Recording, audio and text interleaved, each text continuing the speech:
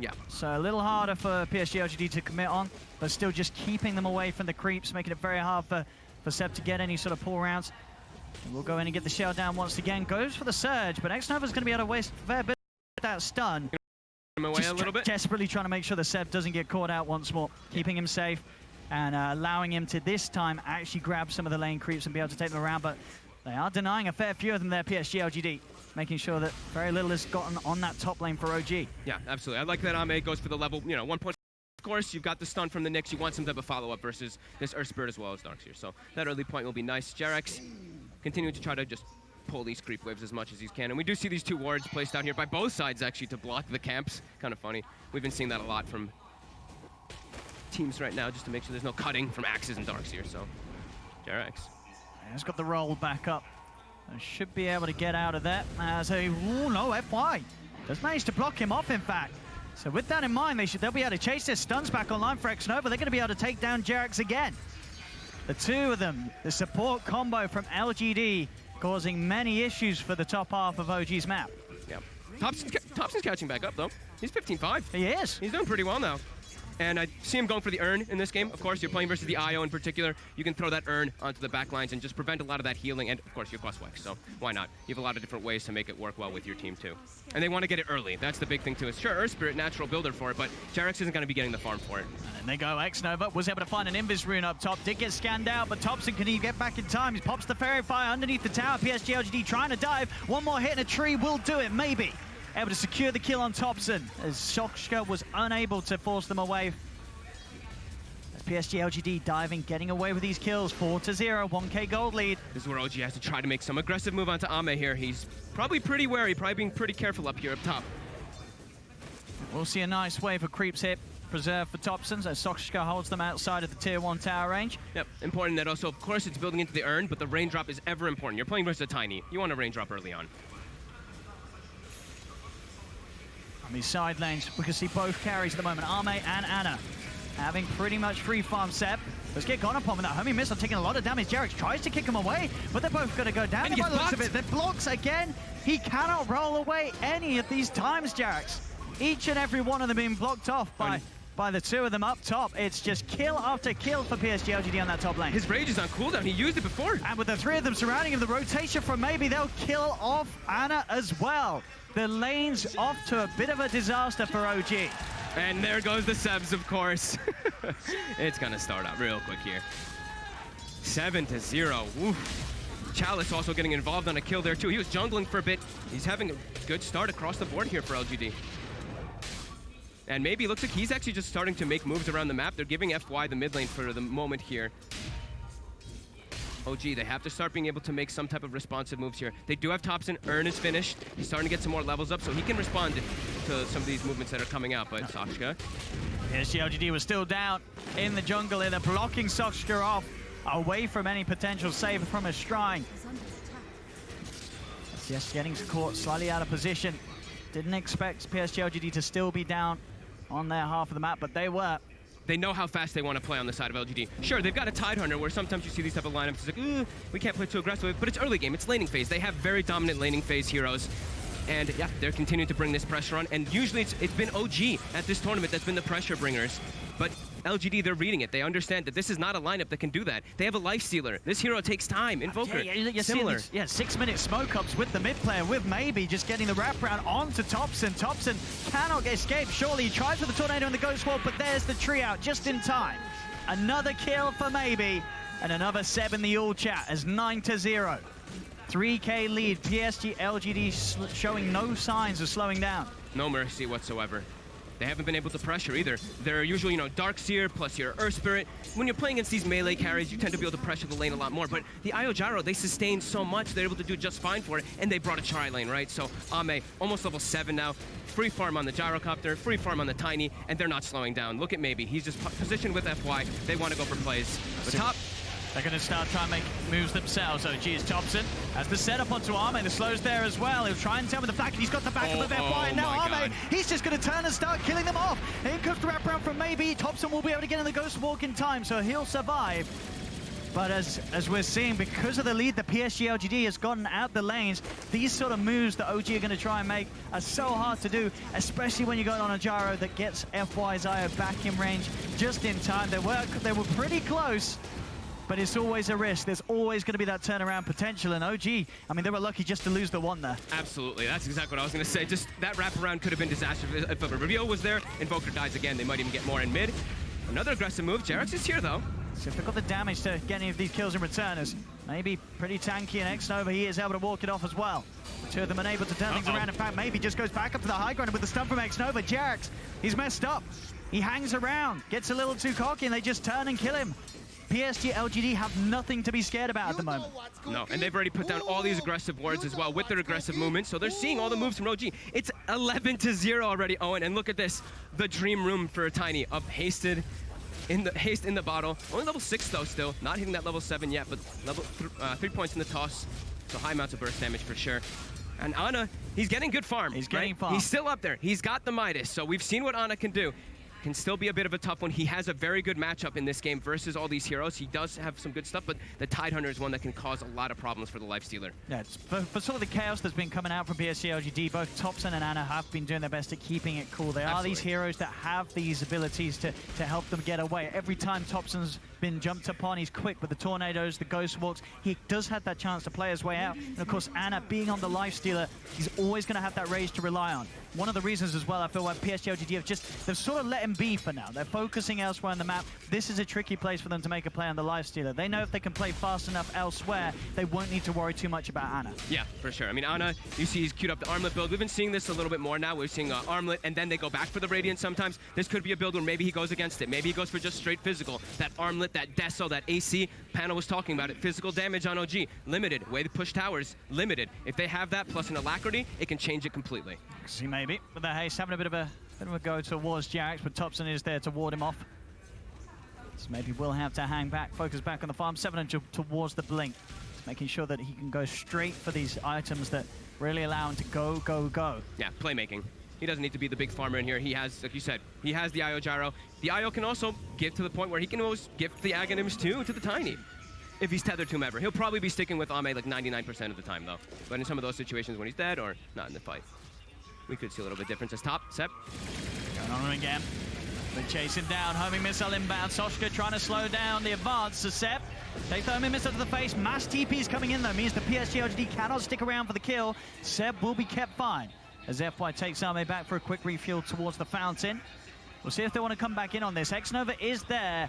Let's see if they bring the gyro and try and fight this. OG do have 4. The ice path getting laid down. FY, he's not going to bring the gyro back. He's only coming back on his own. Tried to tether across towards the creeps, but the cold stab's there from Thompson. They take down FY as OG get the first kill on the board, but Chalice walks in. Straight up Ravage. He's caught the 2 of them. Soshka and Jarex, the 2 supports will fall. As Ame cleans up the double kill. Sep's hiding in the trees. A burn down. Thompson was able to pick himself up a couple there too. And he will commit for the full Veil. Or for the full Spirit Vessel in this game, since he's versus that Tiny, versus that IO, reduce that healing. Now we can see here, Xnova, his stats, his plays, excellent so far this game. 209, involved in 11 of the 15, and hitting some phenomenal stuns already. And now this is the big timings, right? Okay, they've got the Maelstrom, this is the farming tool.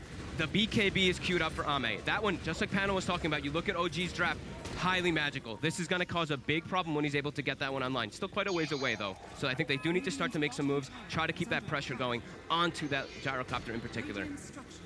But the ward situation right now for OG, it's very limited. They have not been able to find opportunities to get out and put these wards out because LGD, they got all their wards out before because they're aggressive moves. So if they do go put these wards out, we know Xnova. This guy is maybe even the best warder in the game. He will take out your wards if you do place them under any type of vision at all. Yeah, PSG LGD just know exactly what OG's doing on the map. All these wards, they got placed down so early on. See Xnova.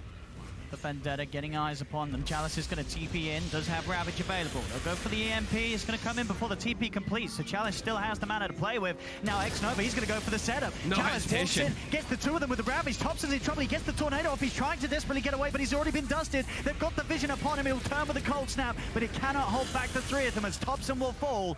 Xnova still eyes on Soshka, see if they can chase this one down as well. Chalice is coming in. They have taken the gyro away back towards the mid lane where another fight could potentially kick off. as they realize they only need the two of them to be able to chase down the Jakiro and get that kill as well.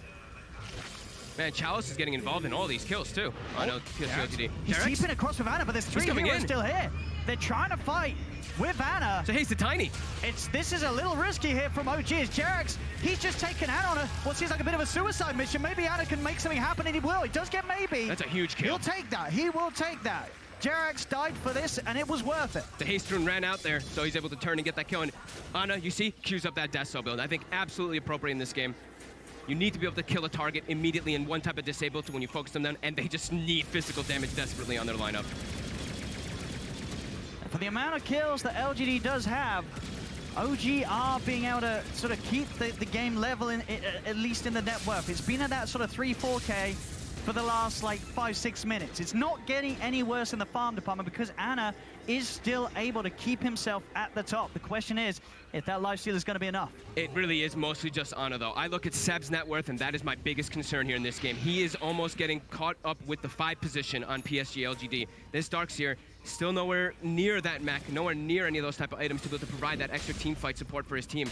And I look at Chalice, he's having a spectacular game. He's up on the top 4. He's going in, but this is risky. They're fighting around the shrine. They'll lay down the Macropie and the Ice Path. FY incredibly low. They'll get the Io surely. They do. FY's down, but Arme's already way out of there. He spent his gold too. That Io actually has a full mech. So Io has a mech way before the Darkseer does on the opposing side. They're trying to play as quick as they can, though. As soon as they take down one, they're looking for more. They'll turn towards maybe. Maybe's by the side of Chalice and Arme. This is a scary place for OG to fight, but they're pushing on. He's on top straight away. Ice Path won't connect, but Jerax is able to get him with the roll. They're blocking off Maybe, and they have the damage to take him down. Seb, with the Iron Shell damage, gets the kill. As OG showing that they will not be ones to sit at the side, even though the large majority of kills for Seb for LGD were there in the start. OG fighting hard, getting Ana involved, and now starting to push on the towers themselves, despite being down 6-18. I love how they just bring the aggression. Sure, they're down, but yeah, they know they need to be able to respond. This is the OG that we saw winning the games versus EG, winning the games versus Secret. It doesn't matter, oh, ultis are on cooldown. You know what, we can still try and fight, try to make things happen, make reactions go on.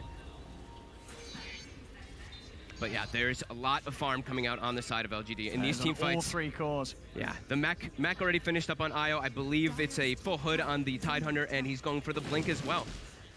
So yeah, lots amount of team fight that will be coming after them. And we also did see, maybe he went for the drum. So he wanted to get himself some more type of stats before he went straight for that blink dagger, it seemed. But he's gonna have the blink now very soon after this. Now, they have been able to kill off maybe a few times now. It's just sort of the other two, Arme and Chalice, that are the real issues for OG when they try and go for a fight. Especially whenever their Ravage is up. And if they can't get on top of Arme straight away, he's able to turn and get his full skill set out. Top, they'll find FY alone. He does get the tether off, but it's not going to be quick. As Seb, again, picking up the last touch. It's another kill for OG. They're just bringing Ana involved, even though, yeah, still ways from that Desolator or anything like that. He's got the Armlet, and he's got Ion Shell plus Surge. So that always is going to be enabling you quite a lot more to make these invasive plays. PSG LGD, they have everything available now. Their Ravage is up, but OG, now they are starting to pick up a little bit of space. It's still 6K gold lead, but Seb now at least has the mech finished up at the base when he will be able to bring that one out. Just playing as 5, making sure that those early pickoffs that LGD were able to find have been put to a stop. TP down bottom, Thompson. The setup with the Tornado onto X-Nova, blocking him off. The mana's gone. They'll get themselves another kill. OG working perfectly as a unit to rectify what was a very rough laning stage. Absolutely. And we see that that's a situation where you're like, wait a minute, there's a Nyx assassin in our jungle. We're probably going to have some wards in our jungle here. Let's see if they're able to actually find any of them, though, because we do see a couple sentries placed down from Saksha, and he wasn't able to find any of the vision. And there's 3 deep wards placed right now into OG's jungle. Blink on maybe will be revealed. We'll see if PSG LGD want to try and go for a big reveal as they now pick Blink Dagger up as well for Chalice. The double Blink's ready to go. They have the jump, they have the Ravage. They've got the big, the combo breaker is the big one that I always name the Tidehunter. You're playing versus these like Darkseer or Spirits, you're playing against like a Magnus kind of combo, you have this Tidehunter. He's the one that disrupts everything. He's the one that just breaks what your idea of is of the team fight. This could be another scary move for OG coming into the jungle. They've got the ward here. They see the relocate happening right now too. Employ's just gone down bottom to join forces with X-Nova. And maybe to find Seb, but indeed back in the jungle, Ame's in trouble, and whilst this move's been made, sure, Seb, will he die? He will tick out, but back in the jungle, Ame's gone, and so is FY. I mean, FY, he relocated down there on his own, felt that he was needed to join those two to get the kill, but it leaves the Gyro vulnerable, and therefore himself, when he's on the relocate back into his own jungle. And OG were prepared. And it was one of the few wards that OG did have on the map. That one positioning there on the shrine, it saw the relocate happening early. They were already smoked up making the move. It's getting pinged out immediately. They know there's gonna be a ward there. But that was a great aggressive move there by OG. Now, OG just making sure that any small sort of window of opportunity that's there for them, they jump straight through it. And now the full Desolator is finished up for Ana. He's starting to pack quite a bit of a punch here on this Lifestealer. He is, he's keeping his cool. Top of the net worth. And he's always got the other thing too, that bonus, right? If there's situations for alacrity. Here we go again, Thompson. Starting to play around with X-Nova, each time the EMP burning everything that will jump onto Thompson with a Ravage as well. Chalice catches the three of them. Thompson instantly buys back, TPing over to the shrine to make sure that OG have a chance to take something in trade. Chasing down Chalice, Ana, he's got the damage with the Deso. Now going towards FY. FY is backed by the shrine, but Jerax rolls in, blocks him off. It's a double kill for Ana. He will keep himself away from the missile, but it still connects. See if they can get more out of this. X-Nova is dusted up. Thompson, he's split maybe away from the rest of his team, as there's the setup with the Tornado. Jerax is in as well with the Spirit Vessel damage. Maybe he's ticking low. Does manage to get the combo out. Gets the blink as well. He's on the escape. Can Thompson and Jerax catch this? He's hiding in the trees, goes for the TP out. One touch would do it, but Thompson can't get it in time. As he's back to the fountain, maybe will survive. Back in mid, Ana and Zeb continue to chase down both X-Nova and Ame. Ame pretty separated from the rest of his team. FY's back in, will come in immediately with the relocate, and Ana, no messing around from him. Rage and a TP out, knows that he does not want to overstay his welcome. They really have to watch out how much damage this Lifestealer does. Even though he's hitting a Tidehunter there, I believe the mech did not actually hit the Tidehunter there because how fast he got chunked down, and they were able to chase over and over that again because of that buyback from Thompson. This Ana Lifestealer, he's ahead of the Gyrocopter right now. They have the BKB now for Ame, so he's much safer in these next few situations, but yeah, this Lifestealer proving to be an issue. It really is. And it was something, as we said, you know, in the lanes, PSG LGD just focusing their attention elsewhere, maybe with the belief that they could kill sort of everyone else in the map enough times to sort of get to the point where they were far ahead enough to not worry about the Lifestealer. But looking at it now, they absolutely are sort of probably kicking themselves for not throwing more down towards that bottom lane, because Ana has had a free game and he's taking over these team fights now. It's a good game for the Lifestealer, right? That's what we were talking about. The panel was saying it too. The Jug and the Lifestealers are always the fantastic choices when you're playing versus a Gyro. And then also there was a Tiny and a Nyx Assassin. Lifestealer likes to play versus those heroes. In particular, Nyx, you just you don't worry about getting Carapace, about getting stunned, of course. The Tiny, you just eat him. Jerax on the hunt. The five-man smoke. We'll see who they can catch. Chalice. They're finding a lot of momentum on OG. They've got a Veil, 2 finished up for Jerax, so more team fight coming in. They have so much magic damage. That's going to be really good for OG there. But there is that BKB for Ame as Jerax. X-Nova. He's going to lead in onto Jerax. Ana's going to jump out immediately, look towards X-Nova. X-Nova with the spike carapace, wall back off. Jerax is going to get left behind. Does manage to roll away. But the missile heading his way will finish him off. Surely on, maybe not Seb with the mech. The mech heal that was enough to keep him alive. So they'll actually manage to get Jerax out of that. And X-Nova ticks out to Spirit Vessel Cold Snap. OG starting to look a little scary. They may be behind, but they're certainly not playing like they are. No, definitely not. I mean, Ana's not behind. He pretty much has Basher finished up now after that Armlet Deso. So sticking on target should be a little bit easier for him once he does have that finished up. And the first time this patch. Look at that, some Harry Potter cosplay from Thompson. Whoa. Which one was that? I don't even know the name. What's the name of that cloak? The invisible cloak or something? He's got it. The Glimmer Cape Invoker. Interesting. So there's a good amount of burst damage and magic damage, but that's just so he can get away. And yeah. So, okay. Okay.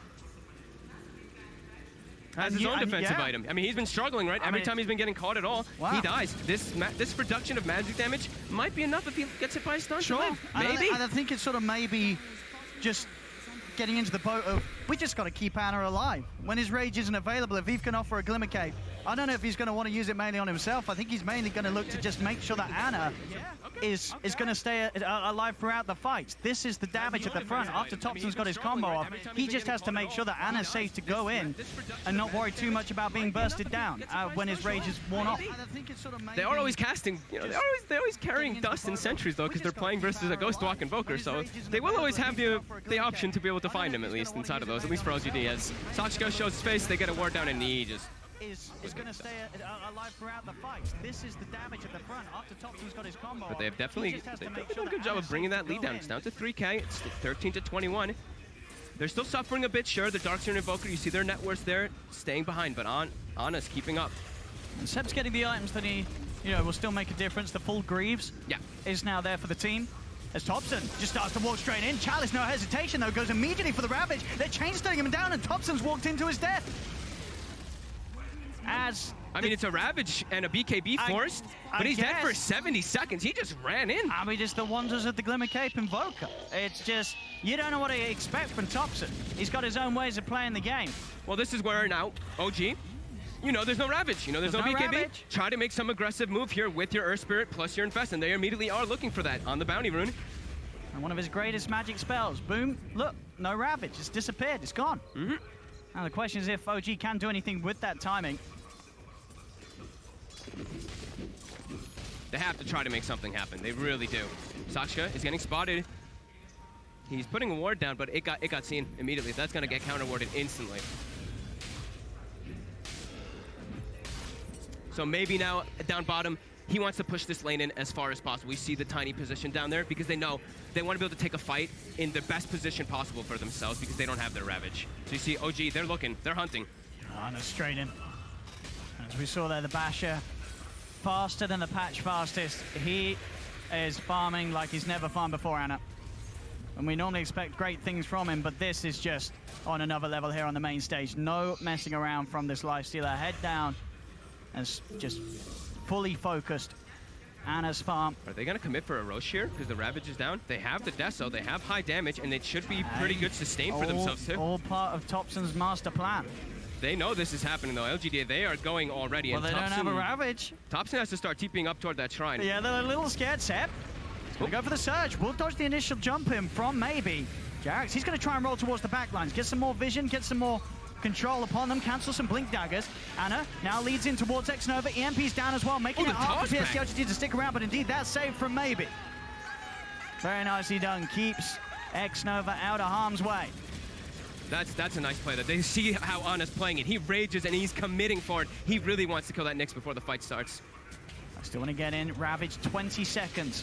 And Chalice will have it back. X-Nova starting to throw in stuns with the sideline. Thompson's already leading in though with the Tornado. X-Nova puts the Spiker. Carapace gets away. Homing missiles taken down by Ana. Roshan less than half health. But there's the jump forward. The three-man avalanche. They've got the setup. Maybe crushes them all. Ana's dead. Soshka's gone as well. Neither with buyback available, so they cannot choose to come back to the fight. Thompson, he's trying to stick around. Chalice, he's got that Ravage back online. He won't even need it potentially for Thompson. If he wants to pop it, it would be a great time, and there it is. The three of them caught in the Ravage. Thompson taken down, maybe gets the triple kill. The Magnetize is out, but already Roshan has fallen. Aegis claimed by Arme. They'll lose X-Nova, but they'll take everything else around the pit, PSG LGD. OG stacked so hard on the retreat there with the rage on cooldown for Ana, so maybe gets the perfect jump. He got all three of them there with that combo. And what was looking like a decent shot for OG to come back just gets smashed down quickly by LGD. That swung at 7,000 gold so quickly there, and now they're going to pick up a full another arsenal of items. Level 18 tied, IO up to 15 as well. Ooh. That was the moment for OG to bring it back, and now it's looking real troublesome. And we saw just even when there's not necessarily the threat of the Ravage, it's Jarex close out in time. It's just the fact that X-Nova and maybe have just been hitting so many three-man stuns each and every time. One of the two of these heroes, they're going to be, they don't need a Ravage. They just do enough as it is. You have to be careful for your OG in terms of positioning, as they'll look and find any chance to get in and get those perfect lines. Like, they want to be able to get this vacuum combo into your Ice Pass, but LGD, they're getting the jumps on them differently there, as Chalice will lose all of his mana. See if they can finish him off by the Kraken Shell. getting him out of the wounds, and in fact, FY is going to jump in and tether him, take him out. We're able to refuel but maybe the tide back in the base. Yes, maybe bashed up. Ice Path's trapped there as well. They will now be coming back in. Chalice does turn up, maybe pops the BKB. He's allowing him to walk out of the Macropire. Sunstrike's going to be there. But of course, with the points that he has, not nearly enough damage. They'll try and roll for an easier kill potentially. Look for X-Nova, but I say that he's already out of the Sentry Ward. Do they have further vision? They do. Roll in and Jarex pops down another. They'll get the Nyx Assassin. Arme still poised on the top, seeing if they can maybe get even more out of this, but they will retreat. Pretty big item timing here for him too. That butterfly finished up makes it much harder for Ana to really focus fire. Immediately you see that MKB queued up from Ana though, once he sees the butterfly is finished. And OG, they're looking to make a play here. In. They know they've got the numbers. They've got their combos. There's Thompson in on the back lines. He's got the vision, looking for the setup. Arme would be a fantastic target, but it's not an easy one. The farm that he's got is hard. The BKB, if he had to start to walk away and in fact walk towards them, he can start to punch back with the damage offered by that Maelstrom and Butterfly. Ravage comes out. It connects. It did get onto Ana, but Ana was already sort of jumping in, so the Infest actually saves him from it. Jarex tries to run him away, but the Avalanche is in. Great Macropire though from Soska down on all of them. And in fact, Arme's burned down. They've taken the Aegis out of the hands of the Gyro. Buyback from Jarex. He smokes up as well to get back to the fight as quick as possible. So a support down, but they do get that Aegis off the Gyrocopter. Chalice was just trying his best to catch him right on the edge there, and he does. They actually are able to get that kill, though, but that quick and fast, like you said, was able to actually keep him alive. It was sort of as he was stunned as he was jumping in. Yeah, it was almost like exact timing coming out there. We'll see here. Midas already paid off, so Ana's going to be happy as long as this game keeps going, keeps sailing on. He needs more items. He needs that MKB. It's just, the other thing is, can he do it by himself? His Invoker and his Darkseer are so far behind in this game. It is a lot on Ana. It's so much pressure on him, and sure, we're talking about that Lifestealer. You can match up well versus a Gyrocopter if you're ahead. Once the Gyrocopter starts to peel ahead and you have an IO bonus giving you a free Aghanims, it's going to start to change the tides even more so of that matchup. He's going to definitely start to get kited out too from that mobility as well. OG, they have to try to find their opportunities for those big combos. They haven't been able to find it much. They had that one situation with the Magnetize, but we haven't seen the vacuum into the Ice Path hit just yet. You can see here the net worth for Thompson certainly falling off compared to the average. Yeah. Obviously a lot of those averages influenced by having a Midas, but even so, still not great numbers for Thompson. It's been slow, but he's been purely focused really on just finding the setups, making those plays happen. This has not been a farming Invoker. This has been an Invoker that's just been getting involved constantly and trying to make things happen alongside his Lifestealer. A lot of the time still, even though he may be down on farm, it's still very annoying to play against. These EMPs, if he gets them out before the BKBs are popped, make it very hard for PSG LGD to fight into. But they obviously have ways to play around it. They do have the relocates. They can quickly get someone back to the fountain, back into the fight. They have the Greaves as well. There are ways to counter those sort of plays. So for OG, it's not going to get any easier. Yeah, I mean, this is just, it's kind of like your natural Thompson, right? He's always going to be the playmaker. He's always going to be running around pretty much whatever hero is playing. As we see pings coming out bottom. X-Nova trying to set up for a relocate. The sentry gets placed down. Zed knows he's here. The vacuum track back. Thompson does get caught out by the Spike Carapace, but Sochko will look for the block up with the Ice Path. X-Nova's got to go the other way. They'll chase him down. There'll be no help for him coming from the rest of his teammates. So OG will get a free kill onto the Nyx Assassin. That's the risk, that's the price you pay, you know, when you're looking over the enemy's jungle. You know, X-Nova knows that half the times that he goes over there, he's going to get caught out. Absolutely. And that was actually what? That was Seb carrying a Sentry Ward, right? I believe in that situation there. So, offlaners, you know, sometimes you got to carry some reveal too. The MKB now finished on Ana. Okay. They do have you know, a good shot with the damage. Still, you've got to hope for OG that they get on top of FY. Get rid of that IO, because otherwise the sustain is still going to outdo the damage output that OG have, even with that MKB on Ana. And they have to find a way to stick on the target, because the IO with that Gyrocopter, he now has the level 20 talent as well on Gyro. So that movement speed, look at this, 515. So these two are going to be zooming. Also picks up a Yasha. So even more so doubling down on just that kiting, moving away and just getting a little bit away from that Lifestealer. It also, of course, makes your IO move faster. So always going to be beneficial to be able to do that here. And he's going to go into the Manta. So those dispels, you know, sure, his BKB is there, but it's starting to tick down. It's down to 7 seconds on Ame, and there's so many annoying spells on OG. like the dual breath, they have cold snap, they have open wounds, a lot of different good things that he can use to dispel. As OG, they're still positioning here on the aggression with this timing, like you mentioned, with that MKB. They're still looking to try to catch something.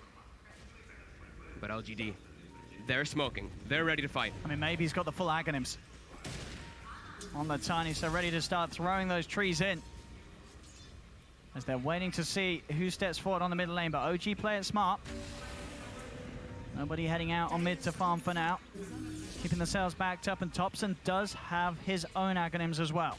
So more spells, more combos ready to be flown out into the fights. And some higher level in particular, right? His Exort's only level 3 right now, so that bumps it up that little bit extra that it provides with the Ags. Let's see what they can find here. They're on the high ground. Smoke's going to be popped. PSG LGD know they're on the low ground. They've got the vision as well. On to Ana. Won't be willing to make a jump. They'll let them be. Arme just focused on getting that Manta done. Just about 700 gold and it will be there. Thompson still trying his best to spot things out. They have the ward in the high ground. Chalice is going to go for the commitment. Thompson tried to block off the backlines with the Tornado, but already Solskjaer's been burst down. Will buy back. Maybe did pop the BKB for this one. BKB pops, see if OG can try and strike back. There is still the Ravage. OG still has that ward on the high ground there too. They're spotting all of LGD during all of this. Let's see what kind of a jump they can go for. Ana wants that bounty room. They'll be able to grab it. X-Nova heads in. They've got the vision down. Sentry's down the high ground, and they'll be able to take X-Nova out. It's one down on LGD. Arme still trying to fight forwards. Has got the BKB ready to pop. Infest into the creeps. Ana jumps back out. There's the Ravage though. Catches the two of them. Ana's in trouble. With the cooldown, they've got him. Both Ana and Solskjaer taken out on the back. They were able to find maybe. Thompson and Jerex did get a trade. They know the BKB was on cooldown for the Tiny. They full committed with all their magic damage, but now Jerex trying his best to work his way around these three, but it looks like he's inevitably going to go down. The Centaur even turning against him. He's going to have another roll, but it's going to be blocked off as they'll trap him up. They will take another successful team fight, PSG LGD. OG just able to find a little something by getting maybe out of it. They're having a lot of trouble getting their combos off. I saw they were attempting it. I saw the pings coming out, and you see the ice path is laid down, and that's where you know that Seb wants to try to run in and get the vacuum on top of it. But there's an Ion Shell on one of his heroes, on one of his teammates, so then the Ion Shell gets procced off a Carapace. It messes up the whole combo for themselves. They were trying to get that vacuum combo, but weren't able to. At least they got themselves that backline, but it costed them quite heavily. Sort of the silver lining for OG being that these BKBs are going to get lower and lower. It'll be a little easier to play around them. We'll have to relocate down into the jungle as they found an unsuspecting Seb. In on his own, he'll have the Surge out. There's no further help coming his way, as it'll be a long run with the Surge, but an easy chase down for PSG LGD. Another kill. The carnage continues, 31-18 in just 36 minutes in. PSG LGD holding on to this 9K lead. And there it is. The IO has hit level 20. So that free Aghanim is now being able to be given to that gyrocopter constantly, and whew, the damage was already extremely high from Ame. This is going to make it that much scarier. And there we have it. A little surprised, well, first time this batch on the gyrocopters. I guess obviously not your standard pickup, but definitely an item that makes a lot of sense this game. Yeah, for sure. Just like the dispels. It's going to be useful for those multiple reasons. Dispels, movement speed. As Roche, probably the next thing on the agenda. LGD. 20 seconds until their Ravage is up, and they're fine with just waiting this time, where they can just sit back and wait a little bit. But they're okay to take any type of fight that OG wants to bring at them right now. They are super powerful, and they are going to bring down that Roche so fast. They've got the Gush with the Gush talent for that extra -5 armor and a Solar Crest. So that Roche, if they walk in there and OG is not near, it will die before OG can react. OG has to be positioned around this area, prepared to fight. But they have no vision now inside of the LGD jungle. They have defensive wards, but no aggressive at the moment, as they have been taken out. I'm going to try for a smoke, but PSG LGD have everything ready to fight with. See what kind of a lead they can get. Arme will be the dream one to jump, but they know that there's going to be likely backup behind him. They'll try for an easier kill. X-Nova's able to slide out to the side. Chalice in with the 3-man Ravage. OG get absolutely shredded. They get the 3. They look to get Seb as well, as maybe has the control. Seb tries to run away, but there is no escape. 4 dead on OG, as PSG LGD just show how easy these fights are with the lead that they have, as they'll go straight down the mid lane and look to start to take some of the barracks away from OG. PSG LGD there knows that the pressure is so heavy on OG to go and look inside of that Roche pit and commit forward to try to get a kill before it starts. They're actually just looking to end the game right now. That combo, the Ravage with the tiny throw as well, the tree volley coming in. Oh man, and they just quickly bring down this Rax. All heroes are just so massive on their lineup, PSG LGD. As OG, they'll still remain in the game for now. But the Rax going down, PSG LGD able to turn towards Roshan. It's gonna die so fast. This is without the gush actually hitting it. It got blocked and it's just some tree volley as well, why not? A matter of seconds and Roshan's gone. I got the snipe! He actually got the last hit. He got the snipe, Thompson. All right. It's a little bit of something. Hey, you know, he'll take that. Was he in XP range? I actually didn't get to see if he was. Oh, he's level 26. I don't know, he was pretty far. I don't know, it's pretty big, the range. Yeah, it was pretty far, but maybe.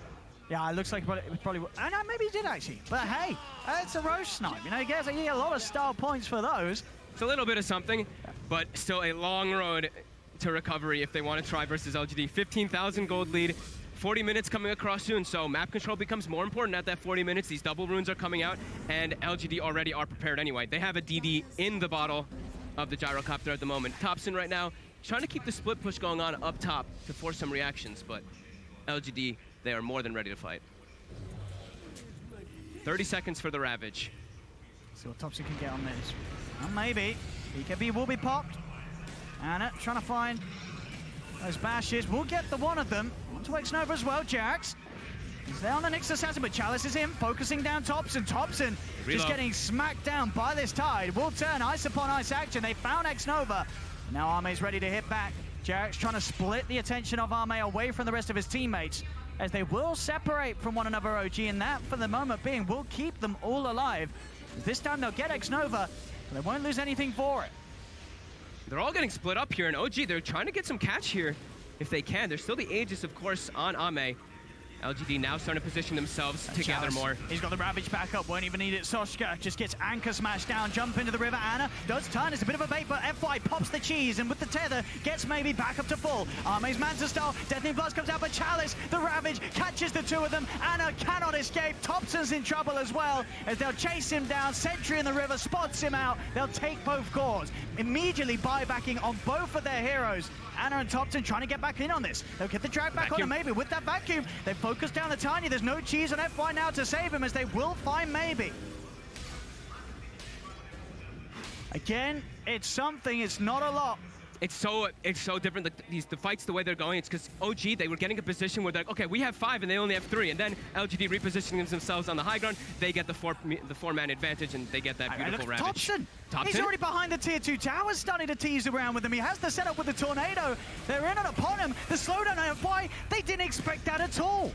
Thompson, just everywhere where they don't expect him to be. Sometimes in the most blatant of positions when he wants to be ravaged, but times like that, he's immediately pushing back past the tier 2. Double buybacks. They've got to buy back Chalice. He's got that ravage once more. In he goes, takes the refresher of his caught OG by surprise. And they escape. The combo. The four-man vacuum wall. It's strong. Soshka's ice path from Macropie is down, but the damage from Arme's too much. Can they get Thompson out of it? The stun will end. Trees are being thrown out, but Thompson, he falls. He's dead for 2 minutes. No buyback. Anna, he's got Rage back up in a second, but Chalice, he's in, chasing him down. There's the Rage ready to go once more. Anna desperately trying to toggle himself out of danger.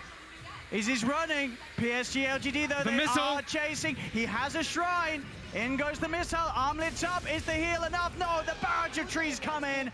3 dead on OG and 2 cores down for 2 minutes without buyback. PSG LGD now in perfect position to look to win the game. And there's no way that you can expect something like that on the side of OG. You're feeling very confident walking up on that high ground. You're like, oh, Ravage is on cooldown. Chalice busts out the refresher, the double insta buybacks, and it quickly gets turned. And Chalice is also packing quite a punch inside of these fights too. He's got the damage down for quite a while now. Let's see what they can do. Jarrett's just trying to keep their attention away from the base, but it's not going to work. He's dead as well. No buyback on the Earth Spirit. Down the mid they go, just left to Soshka and Seb to try and slow this push down, but it's not happening. The tier 4s are going. As PSG LGD this game, as hard as OG may have fought, they just had the lead for the whole of it all. In they go, tossing Seb back. They know that they've got this game in hand. They'll take some extra kills as well. As Soshka falls, Seb as well. GG is called, and PSG LGD take game 1, and they never fell behind. No, not at all. From start to finish in this one, they looked very, very confident how they wanted to take the fights. This Tidehunter pick for me was really the ace. It was absolutely fantastic. Chalice had a great game. Loved the itemization they went for too. That Blink Dagger, just so we can get in to get the follow-ups. Caught Ana. Even any type of stun that catches Ana, if he doesn't get the rage off, he's just dead. You can see how much damage they have to bust out, and LGD looking strong. They really did. And that was, OG having some of their finest heroes. The combos were there, potentially. But Gyro Io, it's a strong one. Yeah, and they even tried to adapt, right? The Lifestealer, where we're usually like, Lifestealer takes some time. He goes for this build that we're, of course, expecting in this game because they need physical damage so badly. Goes for the Armlet, goes for the Deso, goes for that type of build. Had a good game on Ana, had a fantastic game. He did. He himself stayed at the top for the most parts of the early game, despite being very far behind as a team. And OG, they did make some good shot calling earlier. Even though the lanes had gone off to such a bad start, they were still able to make plays and find fights. They were just too far behind. Exactly. I think if Thompson and if Seb didn't get so far behind inside that laning phase, maybe we could have seen things turning. But FY got a mech before the Darkseer did. He had a great game on That's going to hurt for your team fights, for sure. A fantastic game from all 5 members of PSG LGD, and just too good for OG to be able to keep up with as PSG LGD take game 1 in this best of 3. We'll see if OG can step it up or if PSG LGD can continue a smooth run here at the top. Yes, thank you very much, ODPixel and Fogged. And indeed, that first game, PSG LGD looking good, looking strong. And I want to take you back to the start of that game where Fogged said that Jerix's Earth Spirit, he is the one to have to take on the tempo for his team. And I mean, we focused a lot on the Earth Spirit at the start of the game, Trent. It wasn't the right type of focus, though. No, I mean, it was tough, right? It was obviously a difficult game, I think, coming into it from the draft. It looked like it was going to be very difficult for OG, and you would have needed a crazy snowball early, which is something that OG have done before. But we were worried about the Lifestealer, and I think that kind of showed a little bit, but honestly, you can't ask for a better attempt at a comeback than what OG did here, because they had no right being in this game after, like, 20 minutes. Yeah, the laning stage went horribly wrong for them. However, the moment I started worrying about PSG is, remember we talked about PSG and how they love to be aggressive as OG. And that could have been their downfall in this game, because you're losing so hard as OG, you're bound to be playing as 5. After the laning stage, their only option was to play as 5, and because of that and the fact that PSG LGD, they tried to play against that with a little bit of greed, not bringing their all forces, they started losing. They started giving kills. They were like, they fed 8 kills or 9 in a row. Yeah, absolutely. I think from 15 to 27 minutes, OG just roundly outplayed them. But this is where LGD really took back control of the game with this Roshan fight. Very convincing here. One of the things, FY on his Wisp had 4 out of the first 7 team deaths on LGD. And I mean, you saw why OG third-picked that Invoker. Cold Snap destroyed Wisp in these fights. You just can't tether. Yeah, recently tether was changed. If you are stunned during the tether is broken. So basically, Cold Snap plus Urn or Vessel renders you useless. It's very difficult for a Wisp to escape. Right now, if you're playing Wisp in this situation, you need to buy a Lotus or Yules or something similar to save yourself first from the Cold Snap. Yeah, I think the part of this game where I actually got a little worried for LGD was that moment where Ana just showed up mid with that armlet. And I was like, oh my god, it's a Lifestealer.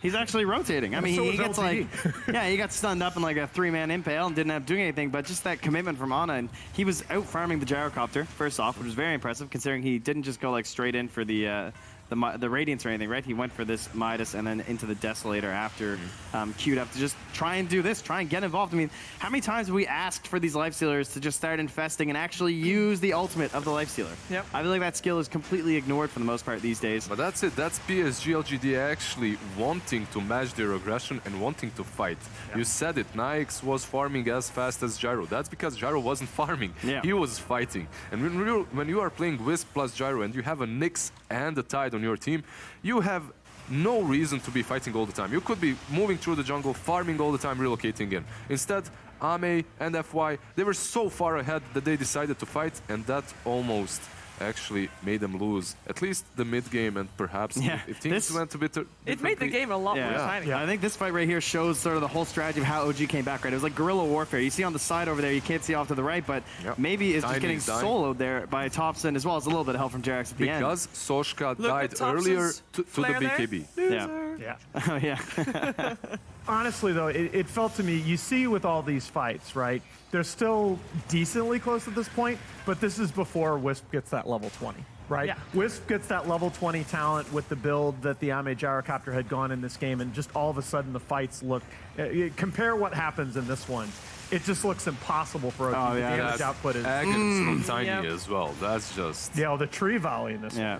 But remember, it doesn't work without Chalice, though. He had a hell of a game, and very impressive Titan performance, honestly. Not a lot of bad ravages happening out there, and he did exactly what they needed, right? Nice little bit of team play there from the offlaner, helping to set up for some relocates.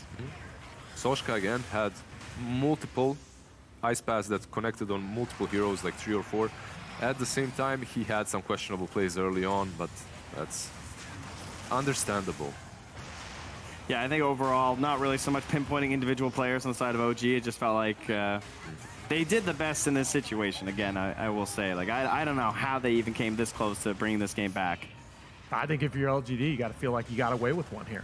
Honestly, you got a pretty clear, in my opinion, outdraft, and you got outplayed for 12 minutes that are the critical game-deciding juncture of a lot of the matches that we've seen in this tournament. And you still won. Yep. Yeah, it comes back to some of these early games you watch, and like, you could be like 8-0 on a support hero, and you might not even be level 6. That's actually not an unrealistic thing that can happen. You know what I mean? Like, the early game kills just are not worth that much these days. So sometimes teams may be getting ahead of themselves, and one thing that is worth a lot is comeback gold. So when you do start getting involved in getting these fights, you saw that lead shrink all the way down to like 3K at one point. And you gotta suddenly step back as LGD and be like, okay, we do need to farm a little bit. We need to actually abuse these heroes that we've picked right now. Yeah, they definitely weren't playing their draft accordingly to the draft, right? Like the draft was there, but the strategy that accompanies the draft was not. It looked like a team that was just picking Io and Gyro back up. I'm not certain if it was only that. I think it's also the fact that they won the laning stage so convincingly. It happened to multiple of my teams too. Like, you win the laning stage so well that you're thinking, all right, this game is done already. We can just fight them and win. Yep. But OG, they're like, in the last few days, they've been bringing 5 heroes even when it was unnecessary. And this game, it was super necessary to fight with full force, and that's why they made this small comeback in the mid game. Yeah. I want to point out as well, we saw the Nyx Assassin having a record of banned 31 games of all the games that we've seen, and I think that X-Nova made a really good case for it to be banned again. It was a great hero for this this game. Yeah, no doubt about that. I mean, we saw all the heroes it was amazing against, but I think even the past couple drafts that we covered here on the panels, Nyx was being relatively ignored. This is the thing. In the group stage, I feel like he was banned every game. Yes. This is the thing. The hero is broken. It gets banned so many times that teams just forget about him, or they don't play him anymore. And other heroes also rise up at the same time. Other heroes also rise up, which doesn't mean that that hero is bad. He was nerfed, but he wasn't nerfed that hard. It's still the same old Nyx. And in this game, he did so much, and he was a position 5.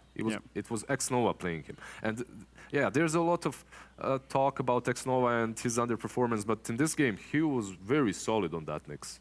Yeah, he was really good. A lot of the deaths just giving the team a lot of information, and the early game deaths, I agree with Trent. I think that they're worth a little bit too little right now, but what's more important is what they do to the lane dynamics. And the outplay early on, the level 1 outplay, where the support duo of LGD denied the creep skip of the Darkseer and Earth Spirit, that really set the tone, because all of a sudden that Earth Spirit wasn't able to have the same free movement around the map that you ordinarily see. The Invoker was left on his lonesome in the mid lane. Specifically with the Darkseer, I can't stress how difficult that lane is for Darkseer and Earth Spirit after they lose that first couple of minutes. They blocked the camp too, right? Yeah, they did. So that's the other thing that you can do. You don't get that level 3 fast enough, and if you don't get that level 3, you instantly can't pressure them. Wisp brings way too much region to that lane. It completely changes the dynamic of the lane, so they did really well there. At the same time, they were a little unfortunate, Darkseer and the Earth Spirit, in the way that they died, and also got the creep wave denied. Yeah, flying into the neutrals after. That was a bit bad to start. Look at that, 10 D wards, by the way, for X-Nova. I mean, we talk about him being the best 5 support in the world in the Vision game during TI last year. And that's what you need to see for this LGD team. I mean, how many times was Thompson throwing Spirit Vessels uphill as well, right? I don't understand. Yeah. So it's kind of like, I think there might be a award here, guys. Well, I mean, it's a comeback situation. You need every kill you can get. So I definitely understand why it was necessary. Also, there, he was using it on the Tiny to prevent the blinks and whatnot. So. And he did kill the Tiny. He did. Yes. So but you're right. It did make it very obvious. So I wonder where that ward's gonna be. We did expect this result though. Maybe not in the way that it happened, especially not after that early start. But we did expect PSG LGD to come out on top here. Do you feel like that was because why wasn't it in the way that we expected it to? Was it purely because the early game was so bad for OG that they basically? I mean, I feel like OG did better than I thought they would do after that start. Definitely way better. I think if the laning stage went better for OG, the outcome would be the same because PSG LGD would have had a different approach after the laning stage. If you're playing Wisp and Gyro, you aren't looking at fighting all the time. This whole lineup screams pick-offs plus relocate. It screams Nyx Assassin Vendetta or Ravage plus relocate with the Invoker or even the Tiny with the Blink Dagger. Instead, they were fighting them 5v5 early on all the time without actually taking any time off to farm with Wisp and Gyro, which isn't really the true strategy of their lineup. But again, I mean, to me, the question in a lot of these drafts, I know I talked about Void too much during the draft, okay? I admit it, Reddit. But look, you have to have a plan to deal with Gyro's BKB, and you have to have a plan for Wisp getting to level 20. And that's why it just felt like there was so many neat plays by OG in this game, but they didn't really have what they needed to address what LGD were going to bring in the late game. Well, we are going to talk more about what is going to happen in game number 2 and what OG needs to bring to the table in that second game. But before we get there, it is time to check in with another member of our broadcast that you have not seen yet. Let's find out what Renessa is up to.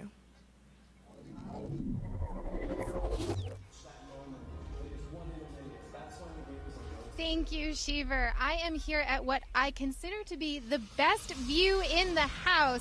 How about you guys? What is it like casting from up here? I mean, it's amazing. Not only are we casting from the best place in the house, but we get to see the intro. That introduction this morning from this view, absolutely amazing. This stage is phenomenal. So what is it like to be back at Epicenter for you? It's amazing. You never know what to expect each time. You always know they're going to do something bigger, something grander, and this time they've just topped it all off. Before we had sort of the classic stage setup, one sort of side of the arena. Now you've got this full 360 incredible stage that the crowd is absolutely loving it. So if you haven't seen the opening ceremony yet, I definitely recommend checking it out, which I think you tweeted it, so that's useful. Yeah. So, but what I want to do with you guys is play a little how well do you know your co-caster? You up for it? Live. This is live. Oh my goodness. The guys weren't the happiest with me when I said it, but they're being good sports. All right. So we're going to start off with, we'll go maybe a softball, Fogged. Who were the teams playing in Owen's legendary over 3-hour-long game that he casted? Oh, it was Scary Faces and...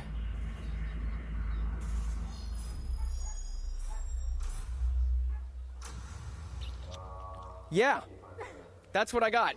You want to help him out, be a buddy? I believe it was good old Jackie Mao and Mr. No-Tail. It was Envy.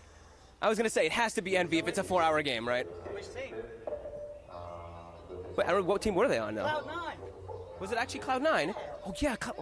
All right, so that's half a point. Half a point to Fog. I don't deserve a point. No, I don't deserve a point. Okay, so no points there. All right, next question. What was Fog's first event as talent? As talent? The Manila Major? I have no idea. Summit 4 is what Wikipedia says. Summit 4? Yeah, I did Summit before. Summit I did before.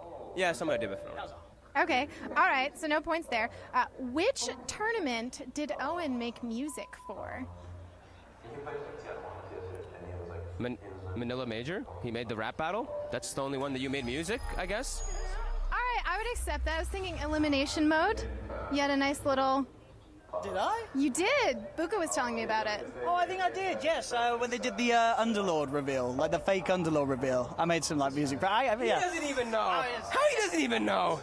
All right, so the co-casters don't even know themselves. All right, which South American country is Fog's mother from? Peru. 1 point. Let's see. Which esports talent went to the same school as OD? Oh, that's easy. Machine. Alex. All right, softballs here. Name 3 teams that Fogged has played on.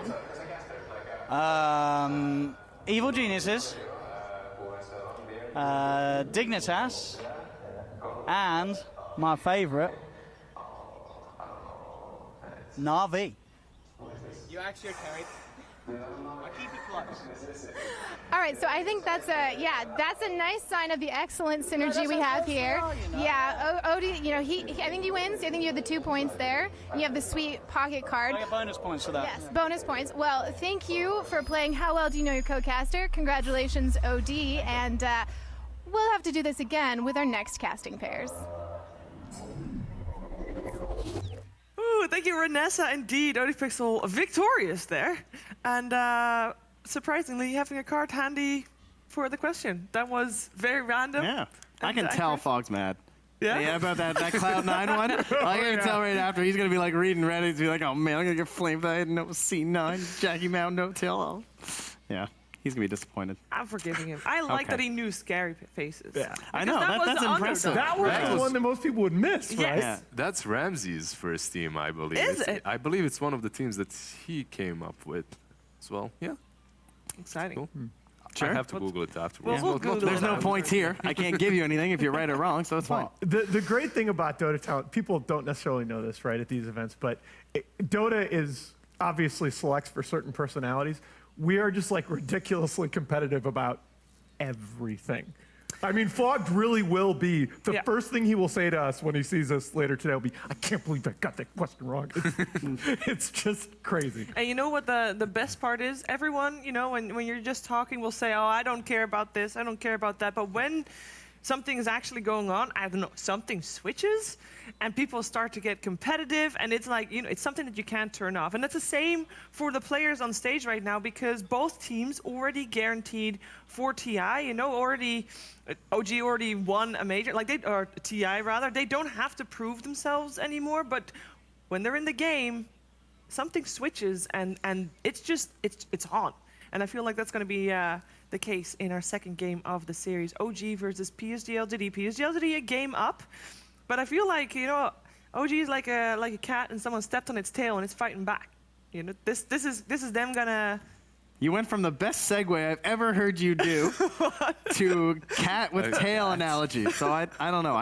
You were up and then you were down, but here we go. No, I like it. Cat with the tail stepped on. No tail, actually, because he's not currently here. Nice segue, So, sir. there you go. Leave that to us. Yeah, but I do think that is, you know, for these players, this is a big one. It's a rematch of the TI Grand Finals. And I know that No-Tail's not playing, but I don't think that gives OG any less of a shot and any less of a competitive advantage. I think it's more of a thing towards LGD of just like, we really don't want to lose. That's how I would feel, personally. All right. If I was playing on that team, I would be pretty upset if I lost to a team that had their coach playing. Every single one I mean, of these. honestly, like think back to any sport you've ever played. If their coach is out there playing and you lose, Yeah, but you feel stupid. That is EG basically lost. all of TI for everybody that OG played against. Well, sorry, guys. I didn't make it up. They can lose to one coach, but to two coaches, that's Oh, way yeah. too That's much. where you draw the unacceptable. line. That's Yeah. where we That's draw where the line. QQQ is going to be. All right, Xnova. I literally think it's a thing. When you look at OG, they're just having so much fun playing together. I mean, how many teams already having qualified for TI at this point would be able to stage that kind of a comeback? You know you got outdrafted. You know the laning phase was complete shit. How many teams play that way from 15 to 27 minutes? These guys are just having a hell of a lot of fun Yeah. playing Dota right now. They also have the most experience in those kind of games, right? true. When it comes to, you Very can't good. rely on the buyback cheese this time without your Spectre or something. So a lot of that just came down to actually making the plays and saying, look, you got to be really sneaky, Tops, and I need you to basically be a Spectre haunt and just sneak across this whole map invis and set He up was kills. trying to. He was trying to set up some kills on that top lane as well. It didn't really work for them in the early stages of the game, and it just backfired, actually, as PSG LGD was able to repel them. However, in the mid game, they did exactly that. They managed to claw back into the game. I think if Nyx perhaps got an item or two more, if they had some more control from him, Abyssal Blade to go through that BKB, the Yeah. game could have been a little bit different, but yeah, it's just way too much to ask from Ana. He does deliver a lot for this team, but this game was just so difficult.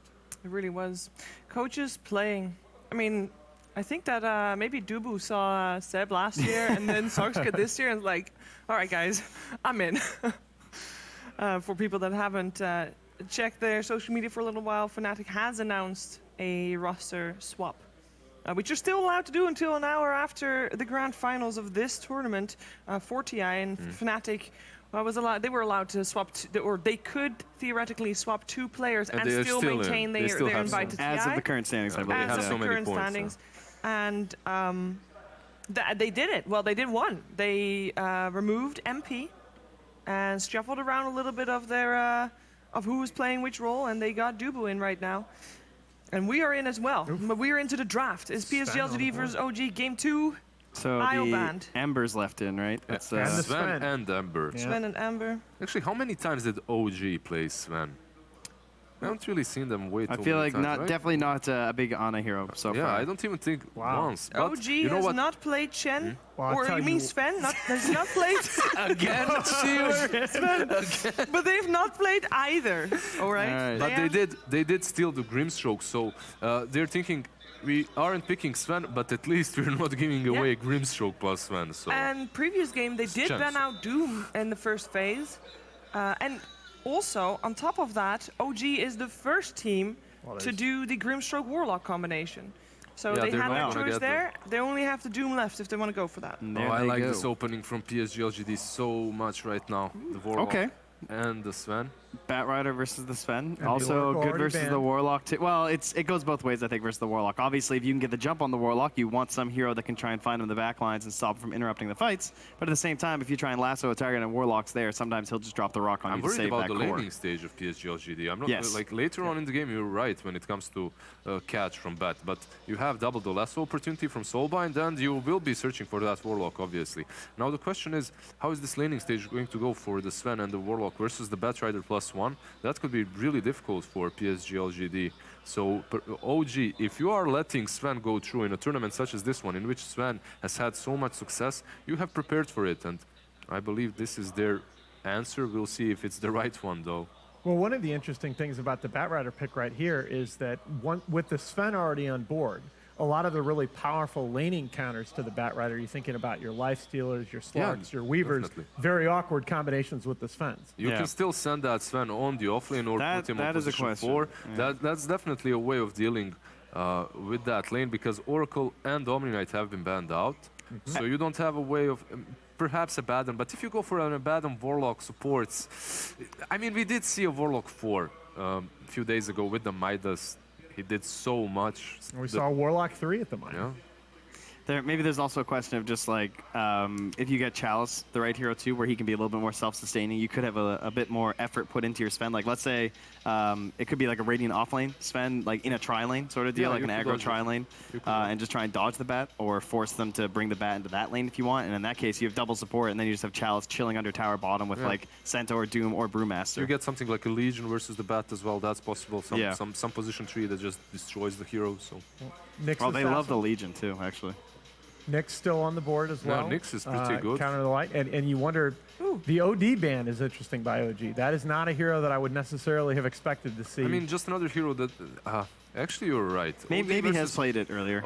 OD he did, but I wonder if you're looking at some of the heroes like Medusa that OD counters. It kind of comes down to the telegraph stuns again too, though, with like the Yeah. Astral and everything, right? That we were talking about with the Slark, with the Inkswell. We saw that being dodged out time and time again from a couple different heroes, of course. Anyone that has any sort of Yeah. save, but You go with gotta the think Nyx. they go the next. They Yeah. go with the Nyx, of course. I mean, it's Inkswell, right? It's like you can see it every single time. It's bad. To get the stun off. It's Bat. It's Bat. Grim. I mean, Nyx used to be one of the best counters to Batrider because Yeah, still he- is, for exactly. Carapace into the Firefly, and that's it. The hero can't lasso the target out. Overall, that Nyx Assassin did really well in that last game, and this Nyx Assassin doesn't necessarily have to be position 4. You can again do that crazy Warlock that has like 7 golems at one point. It can happen. now, if this were OG with no tail, we would have to talk about the moving the Batrider to the support position as Yeah. the draft goes onward. I don't think that's as much on the table with Sakska. I don't think it's forced. I don't think it's forced to move that bat to position 5 right now. It's No, possible. not forced, but it's something that OG had used as a flex pick in a lot of the it's drafts. possible. It's possible, definitely. I think with Sakshka, that's probably not going to happen. It's pretty playable, though, I think. I don't think it's super difficult. I don't think it's forced still. I'd still like this Batrider to be 3 more. Yeah. Nyx Assassin is a counter, but it's not an Oracle or Abaddon or something that makes your life impossible. A hero that has been banned most previous games that is still in the pool is Morphling. I don't know if you guys like that for Ana. I know that he's played it against TNC earlier this week, and both games were loss. I think that it's definitely one of the heroes that would allow him to carry the game and snowball out of control. And they go There with the you go. Morphling. I like it. Easy I sheets. like it really. Very Slark nice. is banned out. Jug really isn't the hero that you want versus Sven. So Morphling, yeah, I like this a lot. And OD is banned out. Yeah, and of course, all those position ones to carry the game, just not looking that great here. And having the opportunity to take the stun, probably the best part of Sven, but of course all the other abilities are all right too. Just having yourself a Warcry. Probably looking at a Chalice hero for LGD. The tide from the last game is still on the table, although Centaur. certainly... Is that Centaur still They need there? some sort. I think more just solid chain stun Mars. looks pretty good to me. Is still in the pool. Doom is still in the pool as well. Doom looks pretty solid too. Yeah. It would Chalice force likes the that one Lincolns, which is nice. Yeah. Doom, Mars, Centaur. These 3 heroes are looking. I think really Mars looks kind of strong. bad to me because of the Batrider and the Morphling can just escape. But I do like the Doom, even though he's kind of fallen off a little bit. I feel like it's just classic Chalice and just feels like if I can force a Morphling right now to buy a Lincoln's, that feels pretty good to me. The question is, Still who are you prefer going the to pick Centaur. and pressure that Morphling on the lane? If this Morphling is even safe lane, who are you going to pick to pressure him with the Nyx Assassin? Or are you going to try aggroing into him? Which of course can have its ups and downs versus the Morphling. Yeah, the other 2 heroes that he has, 3 heroes that he's played, other than those that are still in, are Axe, Sand King, and Bristleback. Yeah, they've gone to the Bristle first phase a couple times. I don't love it here. Yeah, they're digging think you get a real little- deep right now. Well, they do also have to decide. They have got last pick, Yeah. so they don't like. It's all about what they want to reveal. If they want to throw a curveball, that was the time to decide. And do you wonder, like for example, I if like they the go Legion. Doom, do you wonder like, oh, but then Yeah, Morph Legion. can turn Good into call. a Doom? It's the first call that we made because of Yeah. the Batrider. Yeah, 'cause And so you can just lane, right? So it no don't- matter what this laning setup ends up like, you're going to be okay. we might see these lanes switch up a little bit because if you're OG right now, you might be thinking about that Batrider now on support position because before this Legion Commander was picked up, it's not the greatest game for Bat, but it's doable. Right now, it really isn't. Later on, your lasso just gets cleansed. Early on in the laning stage, if you're laning versus Legion Commander, you're just done. Do you can't think lane. that if they did move the Bat to support, though, wouldn't we have a problem with the Morphling lane? Because I feel like Batrider, Grimstroke, Yeah, Morph that's horrible. cannot Actually, fight you're, LGD. you're completely That's true. a serious problem. Yeah. That's very bad. So most likely what we might see is normal lanes with Batrider just creep skipping and trying to get the most out of it. So. For Yeah, that and to you- happen, he needs to be on the offlane though. And you saw how prepared LGD was to combat the creep skipping in the last game. OG goes for the Doom. I mean, they got the Grimstroke Doom combo. Yeah, that could be. I mean, that could be anyone, right? That could be a Seb Doom. It could be a Jerax Doom with Sashka on the Grimstroke, and then you just have the Seb Batrider. Well, but importantly, that's going to be a test for Sakshka. His Jakiro play has been solid in these last couple games. The clockwork, though, a little bit weak despite the victory. He's gonna be asked to play something different in this game. would I give him hope it's Doom. Grimstroke. Yeah, I would give him do too. Grimstroke. I wouldn't give him Doom, but that's also an issue because I would rather see Jerax on both of these heroes. I'm not taking any way away from Sashka. It's just that I won't give him Doom because he hasn't played a lot. To be honest, that's it. And I'd rather see Jerax on the Grimstroke because the hero can do so much if you have a really good player on it. One thing that we got away from a little bit, I like the point you guys were making about locking down the side lanes for LGD, right? The idea that this first 4 picks really gives you some very, very solid side lane configurations against the draft of OG, and that's really what you want to take full advantage of that 10th overall pick. Do you feel like the Doom solidifies OG's lanes at all? No, I think the lanes still look a little bit sketchy That's to me. my concern. Okay. Is this Thompson mid SD? This is Thompson mid SD Nice. most likely. Yeah, I believe so. It gives you some save versus the Legion Commander. It's really good if when SD gets the Aghanims, it's really good versus the Sven and the Legion. When he gets levels too. Oh my God. Soulbind, Soul Catcher, Shotgun. Boom. Soulbind Soulbind. and ulti from Shadow Team. Yeah, it's just With charges. You just need the Oh purge, my yeah. God. With charges. Yeah. Oh dear. Yeah, unfortunately, the Soul Catcher won't work. That would be broken. Yeah. Yeah. That is gonna I hurt don't though. know. This reminds me a lot of the first series of OG versus PSG LGD in the group stages, in which OG they gave That's their what I look best. like right now. They gave their best in the first game, did really well, lost, and then in the second they picked techies. It looks like that. Now they pick Shadow Demon. It's that crazy pick, you know. They aren't really sure how to win anymore, so let's just do something a little bit different and hope for the best. Some cheese came out. Lashrak, however, just makes this lineup of PSG LGD look really strong. They have so many stuns. I like stuns. Stuns are good. It's just the LGD lineup is just way easier to play. I mean, I love the combo potential. It's going to be fun. This is just LGD's bread and butter. Yeah, All right. How does OG win this game? Team, it's squad, possible. squad up panel. This is how they win. All This right. is how they win. All right, go for Thompson it. rolls out of control on that mid Shadow Demon because that hero did get a lot of buffs, and that Shadow Poison is serious damage early on if he has a lot of mana to work with. It's only 30 mana too. And Soul Catcher, you know, it's one of those abilities that punishes you. It's a current HP loss sort of deal, so Yeah, you catch versus the somebody at Sven. full HP. Yeah, exactly. Maybe it lets you get a comeback kill. So those options are there. I think it's going to be difficult, but it's not over. I think it's super difficult. That's why we play. But they do have the Morphling, and they do have ways of enabling him to get to that late game in which anything can happen. Will the How they laning win the stage- game is go ahead. Will the laning stage be more even this game compared to previous? It has to be. It has to. Yeah. That's but gonna surely I be- still think going up against a maybe Leshrac is scary. Yeah, but you're a Shadow Demon. You shouldn't All right, care way gentlemen. too much. Thank you. We'll see. Uphill battle, if I were to believe my panelists for OG, but that's the way they like it. They like to be the underdog, and they surely are in this second game to come. Let's head over to a commentary team of ODPixel and Fogged for game 2. Thank you very much, CBS. Game 2, OG versus PSG LGD in the hero picks. We're seeing some OG flair once again. Looks to be what we expect to be Thompson playing the mid SD. It's worked for them in the past. I mean, you know, this is their last chance here. Is it going to work against LGD? I'm just really curious. I want to see what type of build he goes. If he does something like, I know he's done a few times where he goes for like Solar Crest on these non-traditional heroes just to buff up your core, right? Because he's an SD and he has a Morphling. He can get these disrupted morphlings that can go off too. So it's very interesting. I also think it's kind of neat versus the Sven. Like they were talking about at the end there, the Soul Catcher, and you're always going to be able to dispel that Warcry, right? With your ulti if you throw it on. So yeah, I mean, I'm intrigued. I'm really interested in how it's going to work out. I think LGD, they got really comfort heroes. Chalice, he's one of the few players that we're still seeing. Well, there's a couple, but he's one of the few that we're still seeing playing the Legion, and it's a nice Legion game, right? He was versus that Bat Rider. The lane, he can put pressure. He has a Warlock on his team, and I feel like Sven's probably one of the best heroes that you can press the attack in the game. You press the attack of Sven with God Strength. Oh boy.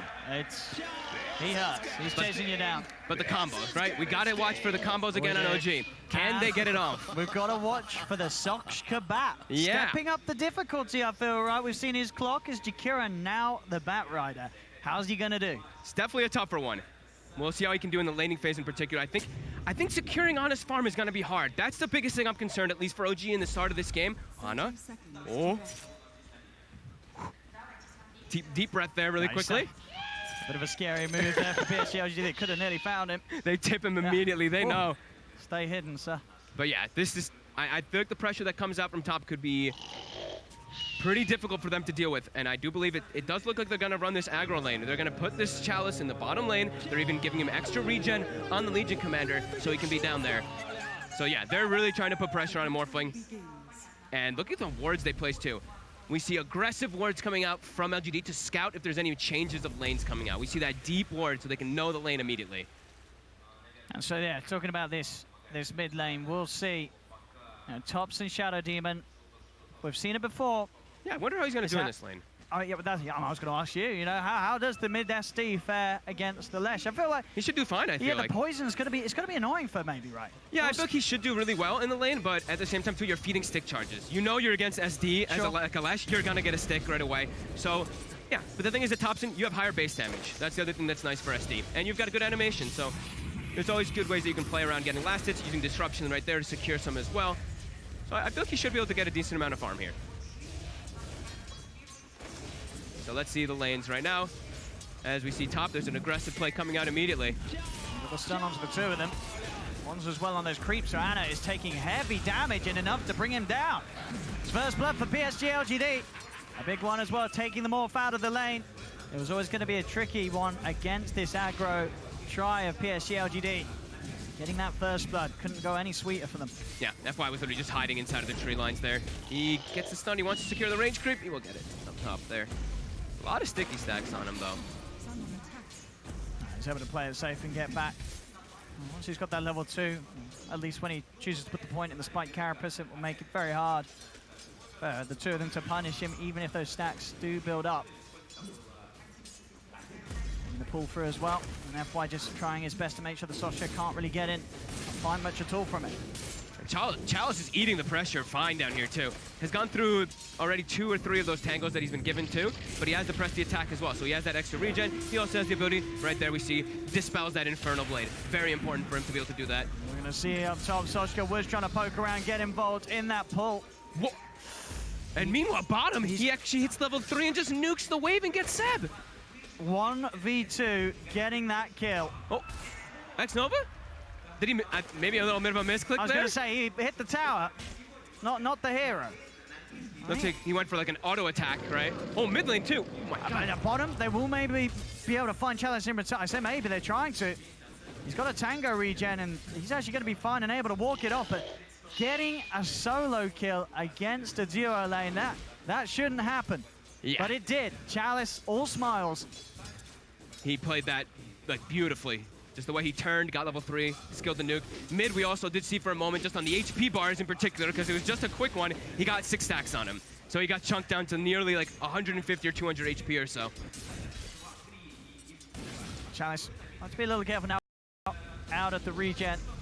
Can only really rely on the passive to get in some of those heals. The top lane aggression, though, is just absolutely perfect from PSG LGD, getting in every time. And these 2-man stuns from FY. Following up the Fatal Bonds, it's so much pressure on this top lane for OG. And they glyph the wave, so they're looking to dive this one here. The creep wave is coming under Saksha in a lot of trouble. The bat is dead, and Ana will be chased around. Jarex has come up with an ink swell. Try and keep them away from the morph, and will do for now, but still sitting incredibly low, Ana. He's been shadow worded, does still have strength to morph into. FY trying to nuke him down. Ana just playing around on the lowest of HP. Arme still here, another 2-man stun from FY. Ana now starting to play it safe, a shift back into the strength.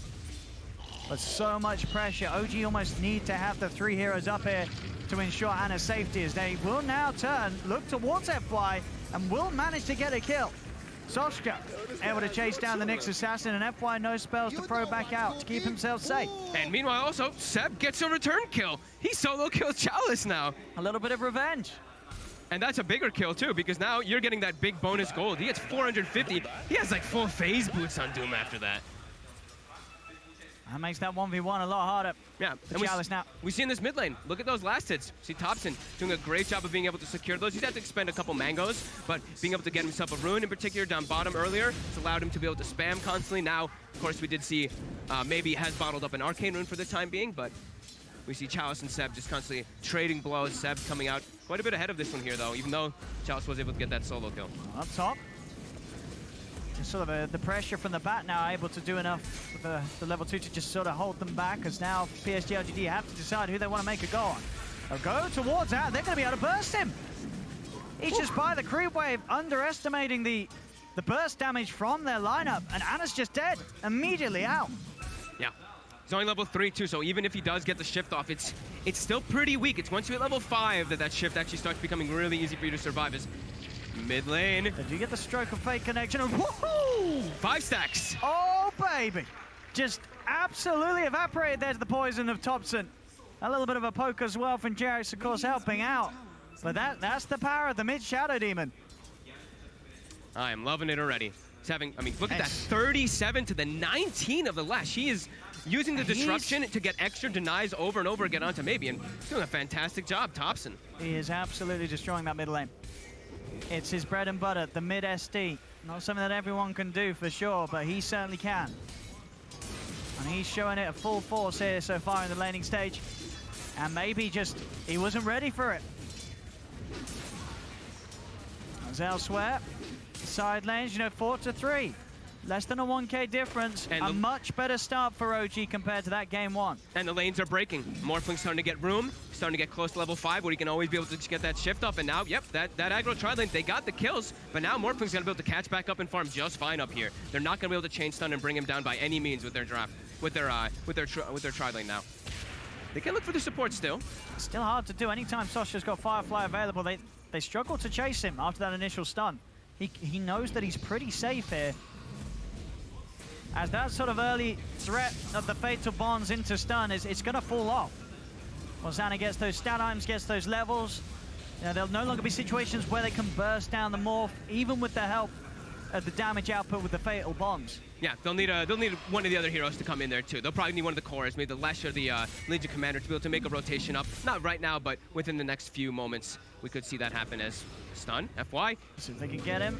They're on to Soshka. Soshka trying to dance around. The Inkspell stun won't come off in time. So Soshka will fall, FY able to find him.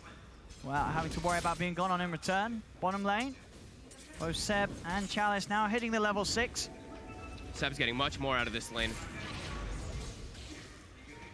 Mid lane, maybe he's being very careful. He has to be, of course. As that SD hits level 6, you can just get turned on. If you get like 2 stacks on you, that means he's inevitably going to probably be able to get 5 if you're not positioned like at your tower, because you can use the Purge and then also the Disruption to get a couple more. And despite those early kills, it certainly feels that early kill potential has fallen off a little bit. They'll try again here, along with the creeps. Fatal Bonnie, but Anna knows that he's strong. He's level 5. Stands his ground, knows that they can't kill him. Back down towards the bottom. Maybe is able to find Jerax, but Thompson's the one with the bigger cleanup. There will be a successful duel, though, for Chalice as he comes in, makes the rotation, and will be able to find that bonus. They were chasing him for quite a while there, too. It looked like they expected that he was going to farm in the jungle because he was not really showing so much in the mid lane. Top. This time they get him. It looked like they were not going to be able to get away with that burst with the levels that he had, but they do. They get the kill. Sosha trying his best to find the trade. There's 6 stacks on Arme, a big stroke of fire as well for Jerax. Will get them the trade kill, but maybe TP'd in. Finds Sokska. Gets himself right back out onto the map and right back to finding those kills. As it's all action in all of the lanes. 8 minutes in, 9-6. It's that death on Ana is very surprising. He did not expect him to stay up there with the 2 heroes. He slipped up a couple of times on the morph in this lane. Yeah, he stayed just a little bit too low versus a duo. As top, again, we see Jerax getting chased. The stun, both stuns miss. Jerax is breaking their ankles. The poisons, it's enough. They missed everything and Maybe's dead. Thompson getting the time to lay down the damage. The tips come out as well, and that's got to be a little tilting. Both FY and Maybe missing the stuns. Fancy footwork. This mid SD, I think it's breaking down Maybe's Lesh. And look at this bottom. I hear a Doom. See if Seb's got the damage to finish it off. He's got a good chase potential. Keeping on top. One more hit should push him down. There is a Shadow Word heal. X-Nova. He comes in. That will keep Chalice safe. That's a big one. Doom having that very long cooldown, 2.5 minutes or so. Being able to counteract that one is going to be pretty nice. Now they don't have to worry about that one up on any of these type of aggressive moves that come out. As Saksha looks like he's trying to mess with Ame here a little bit. I mean, it's doing his work. Making sure that Ame doesn't get the full sort of chance to free-farm these camps up. Saksha just trying to be as annoying as possible. Bottom lane, Chalice playing around on low HP. I mean, X-Nova's no longer here. Chalice is alone. He's got 5 Styx charges, and with the phase boots, the movement speed required to get out of Seb's reach. But Jerax is here as well. Chalice still hanging around. And if Jerax hits the spells, Chalice is going to be... He's so low. He's getting incredibly greedy here. Does now have the boost away. Has the bottle charges as well given from his teammate to heal him up a little bit more, too. One or two of those. They're maybe just trying to bait in a bit of action from OG down here because Chalice does want to get off another duel. 3 heroes around. He's going for the opportunities. He closes in on the Doom. Unlikely to be able to kill him during the duel, but should get the kill nonetheless. They get the kill. Chalice now, turnarounds there from Thompson, TP's in, able to disrupt, maybe hold him back, making sure the space is there for him to kill off Chalice. They're just trying to cause havoc. I think that's the plan for OG right now.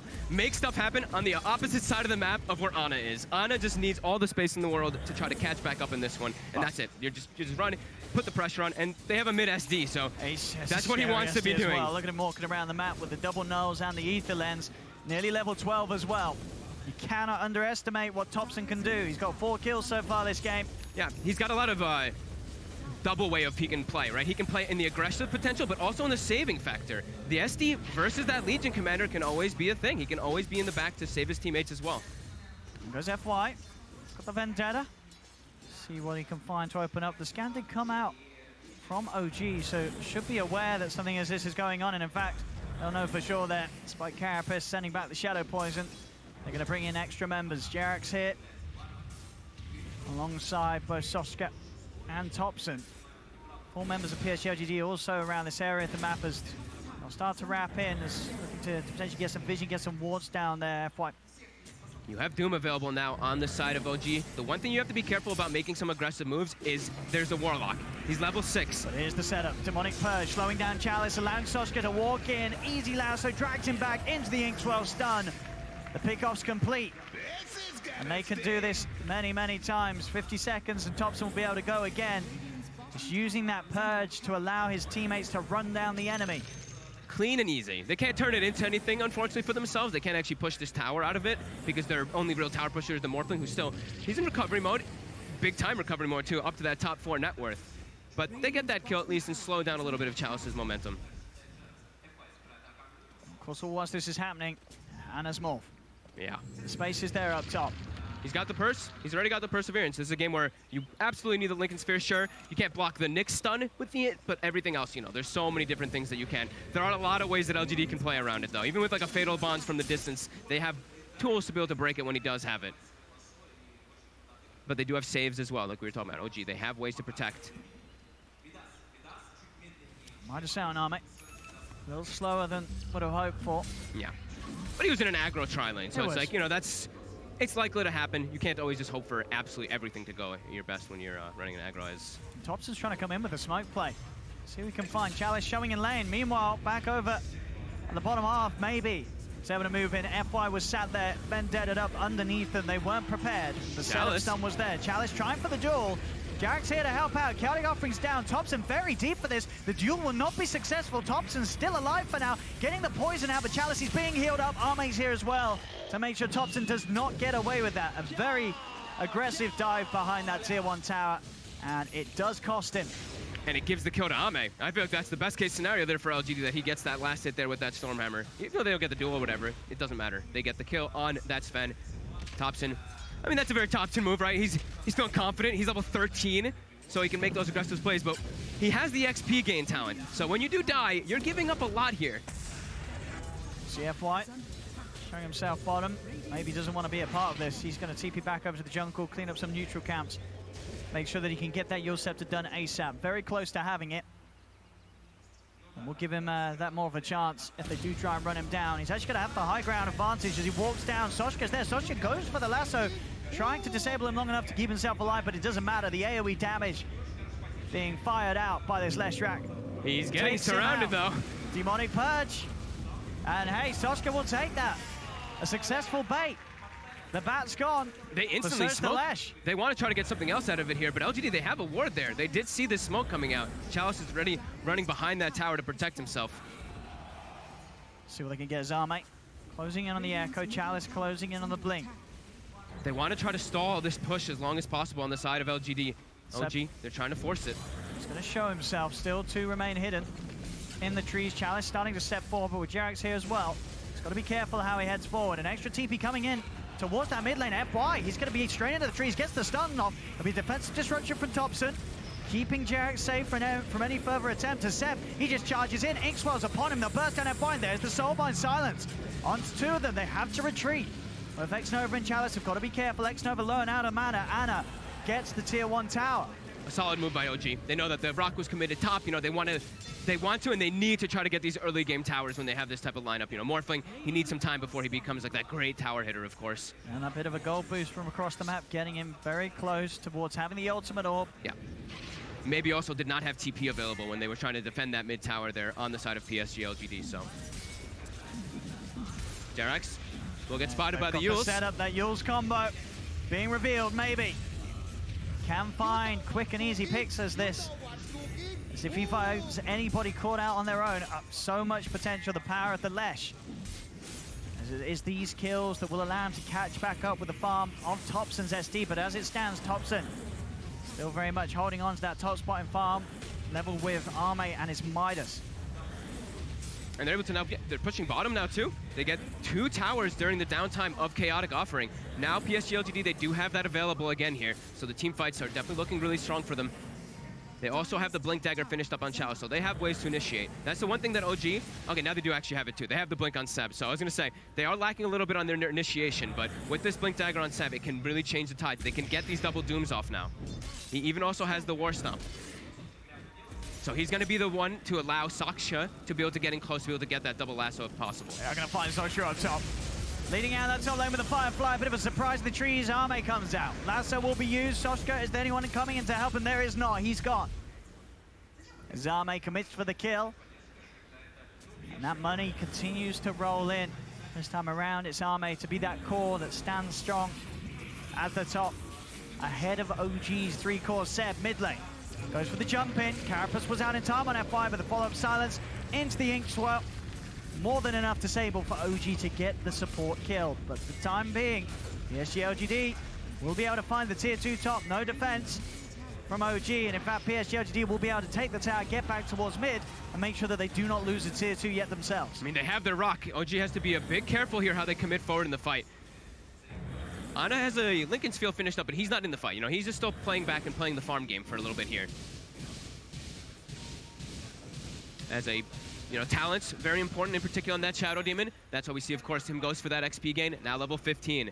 So the Shadow Poison, a lot more damage coming out from it. When he hits level 20, that's the next big spike for him. I mean, that's a lot more as well. That's not a small percentage increase. In the individual stacks, sure, it's not really that much. But once you get, if you get that 5x, yeah. You do the maths and it hurts. Oh yeah. We've seen already how easy it's been for Topson to burst down some of these cores, especially the Leshrac. Maybe has to be careful with his Yules usage. And the mid lane, they'll go for the blink in. Topson's going to be able to walk back here. As Chalice is held back, the Lincolns, it's going to be able to block the duel. Now they'll see if they can change for something. It's a big column on the 4, but is there the follow-up damage? Arme, he's trying to get in, but the Soulbind attaching him to the rock. He just gets burst down by Ana, and now in the backline, Seb, he's just running past them all, straight onto Chalice. Maybe he's trying to focus the damage down onto the Doom, but Seb's still alive, keeps the distance, finally falls, but they've lost 2 on PSG LGD. Ana's in, on top of maybe the heal will be there for Chalice, but there's the flame break, there's poison, Topsy gets the double kill. Ooh. OG taking 3 for 1 in a fight where a 4-man rock was dropped. It didn't matter. Chalice got a little cheeky there. He didn't get to click on the Morphling before he saw it, so he just instantly went for the duel. It gets wasted there, and Ame, sure, he sees a great rock coming out, but there's still a lot of control coming out from the side of OG. There's still a ton of magic damage, pretty much all magic damage coming out early game. He doesn't have the BKB yet on Sven. Ana straight back to the farm. And he's going to take the top. He's going to take the top spot. He really is. That sort of top lane where there's a few mistakes were made, where he lost his life, has all been forgotten. He is back on par with Arme.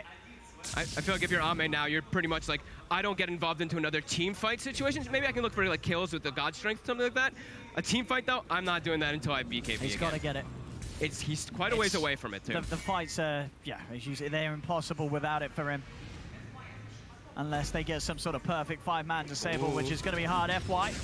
Let's find a freebie though, that is the Topson SD, and maybe they could get more out of this as Seb. Taken down to half. Chalice has got the control. The duel's back, and they'll get the second one. PSG LGD able to capitalize on OG. Going out a little nonchalantly on that top lane. And they instantly lose 2 cores. And bonus damage for Chalice as well on top of that.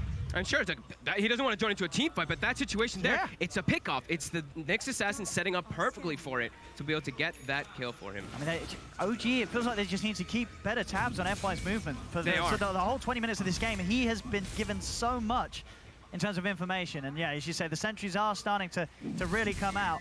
And even a gem has been picked up. I think it's Thompson who even bought it. They need it. They just need some way to be able to protect. In particular, Thompson's like, I need to guard myself, so I need my own way. He buys the gem for himself, so he's going to be able to keep tabs of where that Nyx is. Because he dies, and he can still die in a single stun. FY now has the full Spirit Vessel finished up now, too, so a little bit more problems coming out for the Morphling. Also great versus Doom, but in particular versus that Morph. Such a close game this time, around 20 minutes, 18 to 15, less than 1,000 gold in it. As OG back in with the smoke. And tier 1 tower there, still up. Take advantage. This good place to move from, yeah, with strong knowledge that there's not going to be any clear idea for LGD that this is coming into play. Obviously, it's a full 5-man smoke, so they may start to feel a little suspicious as nothing's being shown across the map. Rock is back up now for LGD. OG, though, trying to clear out these wards, keep tabs of where the vision is at the moment, because they have this gem. So whoever they run into, they'll know. They know that they're near. They need vision on FY, and Thompson, he's got it. There's the Yule setup, Seb, and with the stun, see if anything comes from the rest of LGD. No, they'll let FY be. There's no point trying to fight around here. They know that they have to respect sort of OG's instant kill potential, and Jarek stops the TP of Ame. They've got a good shot at getting him as well. The rest of OG can get over here. I mean, Ame, for sure, he's going to find Jerax, but they should have a good shot of finishing him off as Anna slides in with the waveform. Ame trying to run away. There's X-Nova on his way over, and as you say, has got the golem, but it doesn't matter. The stuns are out, the damage is there. Anna as well being the one to claim the kill. They're able to get back up top as PSG LGD were trying to split push at the same time, but Jerax setting up for a huge kill, and now Seb. It's instantly in, Blink Doom. It's a fast Lash. Speedy pony. But it's also a fast Doom with a blink up in 5. Is there backup coming? And Anna's coming in as well. Anna using the war cry to close in. FY. Stun will hold in. They pop the linkers. They do have the chain stun. And in fact, they're doing a good job. They're bursting down. X-Nova with the golem follow-up leaves no chance for Anna to play out of that situation. As a couple of great moves from OG, but then resulting in Anna back to the feeding ways of the laning stage. And Nyx Assassin is one of the best heroes versus that Morphling, as always, because sure, you've got Lincolns. Impale on Nyx is one of those that does not matter. You cannot block that spell with it, so gets the chain stun off for his team. And sure, Jarek's getting that fantastic pickup on Ame bottom. But these last two situations, LGD did respond properly with that quick, immediate split push as their Sven was dying. X-Nova getting closer to that Midas. That sort of impending power that the Warlock can offer as time goes on once that Midas is there. It's going to be here this game.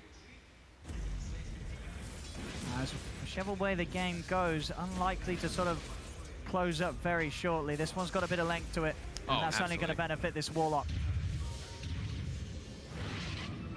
I mean, this Warlock, and even they have the, we could call it the infinite scale, right? They have the Legion Commander. They do. And he's also versus a Morphling. So Blade Mail, Morphling is one of those high punching heroes. If he can get the duels off on that target, if there is no save from the disruption from that SD, a lot of times where Chalice could even do quite a lot to Anna. Yeah, they've just got to look for someone to dispel that Lincoln's. Yeah. But yeah, if they find that in the fights and Chalice is there, it's a fantastic counter. This gem has been doing wonders though for Thompson still. If he loses this gem, problems will be there very quickly, because LGD, if they have a gem in this game, they will take such hard map control. Because it's a lot about initiation, a lot about these jumps right now, as we're seeing. Can you actually get the catch on before anybody gets their shift off, or... Talking about Thompson, he's hit that. A bit of a spike in his power. As you said to look out for, the level 20. It's done. And they've got Jerax with a Blink Dagger too. So now they have the real way of getting the combo out. Sure, Seb had the Blink Doom, but now they have the best way to get the Blink and double Doom. Soxka's still gonna be a long ways away from getting a Blink Dagger for himself, but he'll be able to catch back up. And Anna, very close to having the E-Blade at completion. Yeah. Only a 2K gold lead. But still very close game, 21-17 in this one. As OG unable to find the catch down bottom. Seb will show mid. They really wanted to try to get something during the downtime of no... FY's coming in, Golem. they see him. Thompson, he's got the control. They have that E-Blade out now as well. They've got a lot of bursts to work with. There's no hope here for FY. He'll try and get a stun out, but there's the E-Blade. Power that gem. It really has done wonders for OG. Just putting a stop to all the little moves and plays that FY was getting away with for the first 20 minutes of the game. It's made his game a whole lot harder. Yeah. So PSG LGD, they do have that BKB finished on Sven, which, yeah, crucial timing. However, he still has to be very careful because he's versus a Shadow Demon. There's always going to be that demonic purge, so that kite factor, always being able to dispel you off of your work ride and everything too, always going to be a bit of an issue, as we do see, of course. I believe we see also Thompson has queued up the Aghanims. I think Alan Nahaz was the one who mentioned it on the panel. Great Aghanims. It was either Alan or it was Lizard. I can't remember which one. But anyway, great Aghs game because you have disabled these passives. Sven without Greater Cleave is useless. It's a lot different. And it gives you the extra charges. If he gets a Grimstroke ulti into a triple bind, triple ulti or something like that, we'll get there. We'll see when we get to, if he's able to get that item. I mean, as you say, yeah, not only the Sven, but also the Lesh, also the Legion. Ame, jumping on mid, but there's that play. Thompson keeps his effort. Oh, great jump from Chalice there. Straight to the back lines, finds Thompson. A brilliant blink duel will now set the stage for them to fight onward. The Doom is down onto Ame. But you got the BKB out in time, so not really a lot of follow-up damage for him. They'll turn towards Chalice. Chalice trying to hide inside of the pit, but Anna's got the right-click damage. They'll get the two of them. Double kill for Anna. OG just losing Thompson despite that really quick reaction from Chalice. As soon as Thompson showed there, he was on top of him with the duel. Yeah, Anna, I think, prioritized also just protecting Thompson's gem. That's why he went to that side of the fight, just to make sure he can get that, because like I was mentioning, if LGD gets that gem, it'll be really problematic. So they're able to split that fight up pretty decently. The Doom, sure, connected on the Sven, but the Soulbind actually didn't connect on two heroes. It connected on the Golem. So it's a double Doom, but it was a Doom Golem. Yeah, and it was a Doom Sven with BKB and God Strength pop, so he had the beef, and he had that Shadow Word backup from X-Nova. Top lane. Absolutely. They found themselves another one, Seb. Corn out. The rest of the team not there in time. Jarex and Soshka not in range. They'll still try and move across as Arna. He's in with the waveform. See what they can find. Arme, BKB is back available in a second. He can go for the BKB TP, but actually, yeah, no lasso turning. still. There's no lasso, and indeed he wants to fight. Maybe he's joined forces with him, and Soshka's gone. He doesn't need to TP out. He can turn and kill them, and maybe he's still chasing onwards. Anna goes back into the Maybe. Sven, and whoa, Anna! Going into the Sven, throwing out the stun. Maybe was not ready for that one. The duel is out. Onto him with the stun there from Arme to finish it off. They do find Thompson once again, but Anna, he's still trying to fight this. Gotta be careful though, FY. Stun upon him, Jarex. Can he have it out? The silence gonna be thrown out, but he's dead. And gone, Jarex and Anna. Self-E-Blade, stuns there from Arme. He's ticking down the Spirit Vessel. He cannot escape. PSG LGD effectively team-wiping OG as for moments there. They were all laying dead. They blow up maybe, but it's not just maybe in this game. They do have a very strong Tricore coming out. Chalice level 19. He is very threatening. Anna was beating on him, and he's not taking almost any damage there. And then, of course, we saw poor Jarex trying to help out his teammate there and just gets cleaved. There's the danger. And FY, a lot of charges to play with. 5 Spirit Vessel charges.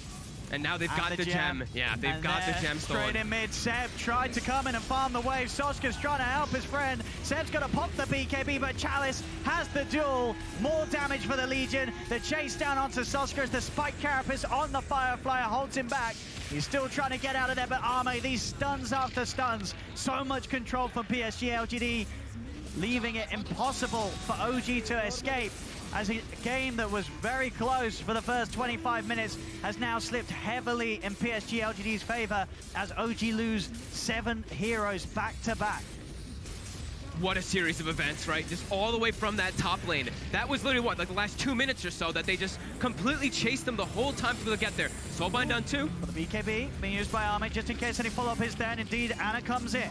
Straight into the Sven, using the Warcry to help chase down.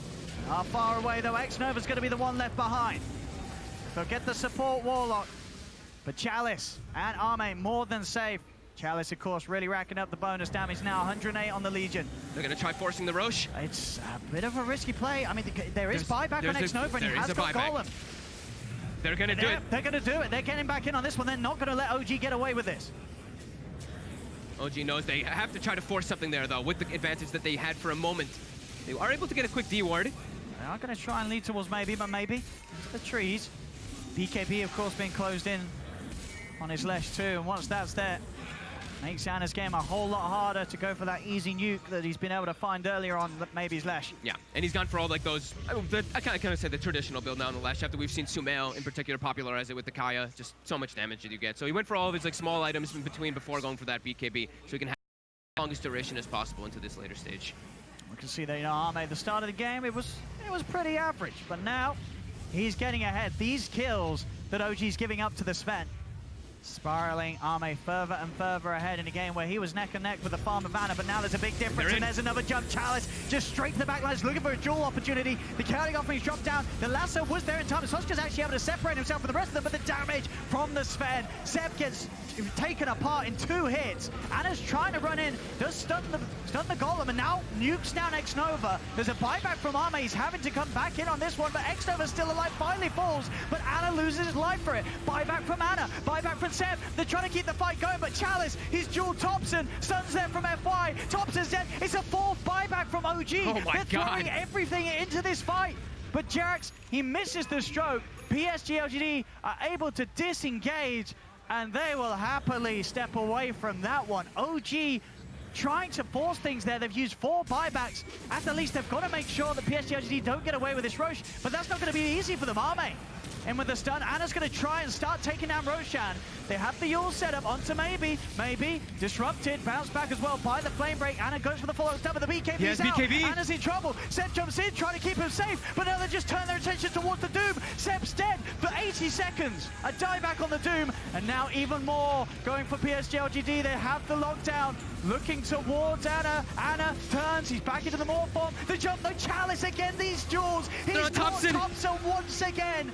This Legion commander every single time finding his target. Ana surrounded by the 3 of them. Jerax is going to try and do his best to keep him safe. Toshka heading back in as well, but it's just the 3 of them here on OG. F5 finds the stun, jumping from Arme. Ana's out of mana, turns back into the Nyx assassin, but it's an easy kill for Arme. 4 dead on OG, and that's 4 diebacks as well, as this game has been thrown entirely out of control. Arme, he's level 25 pretty much.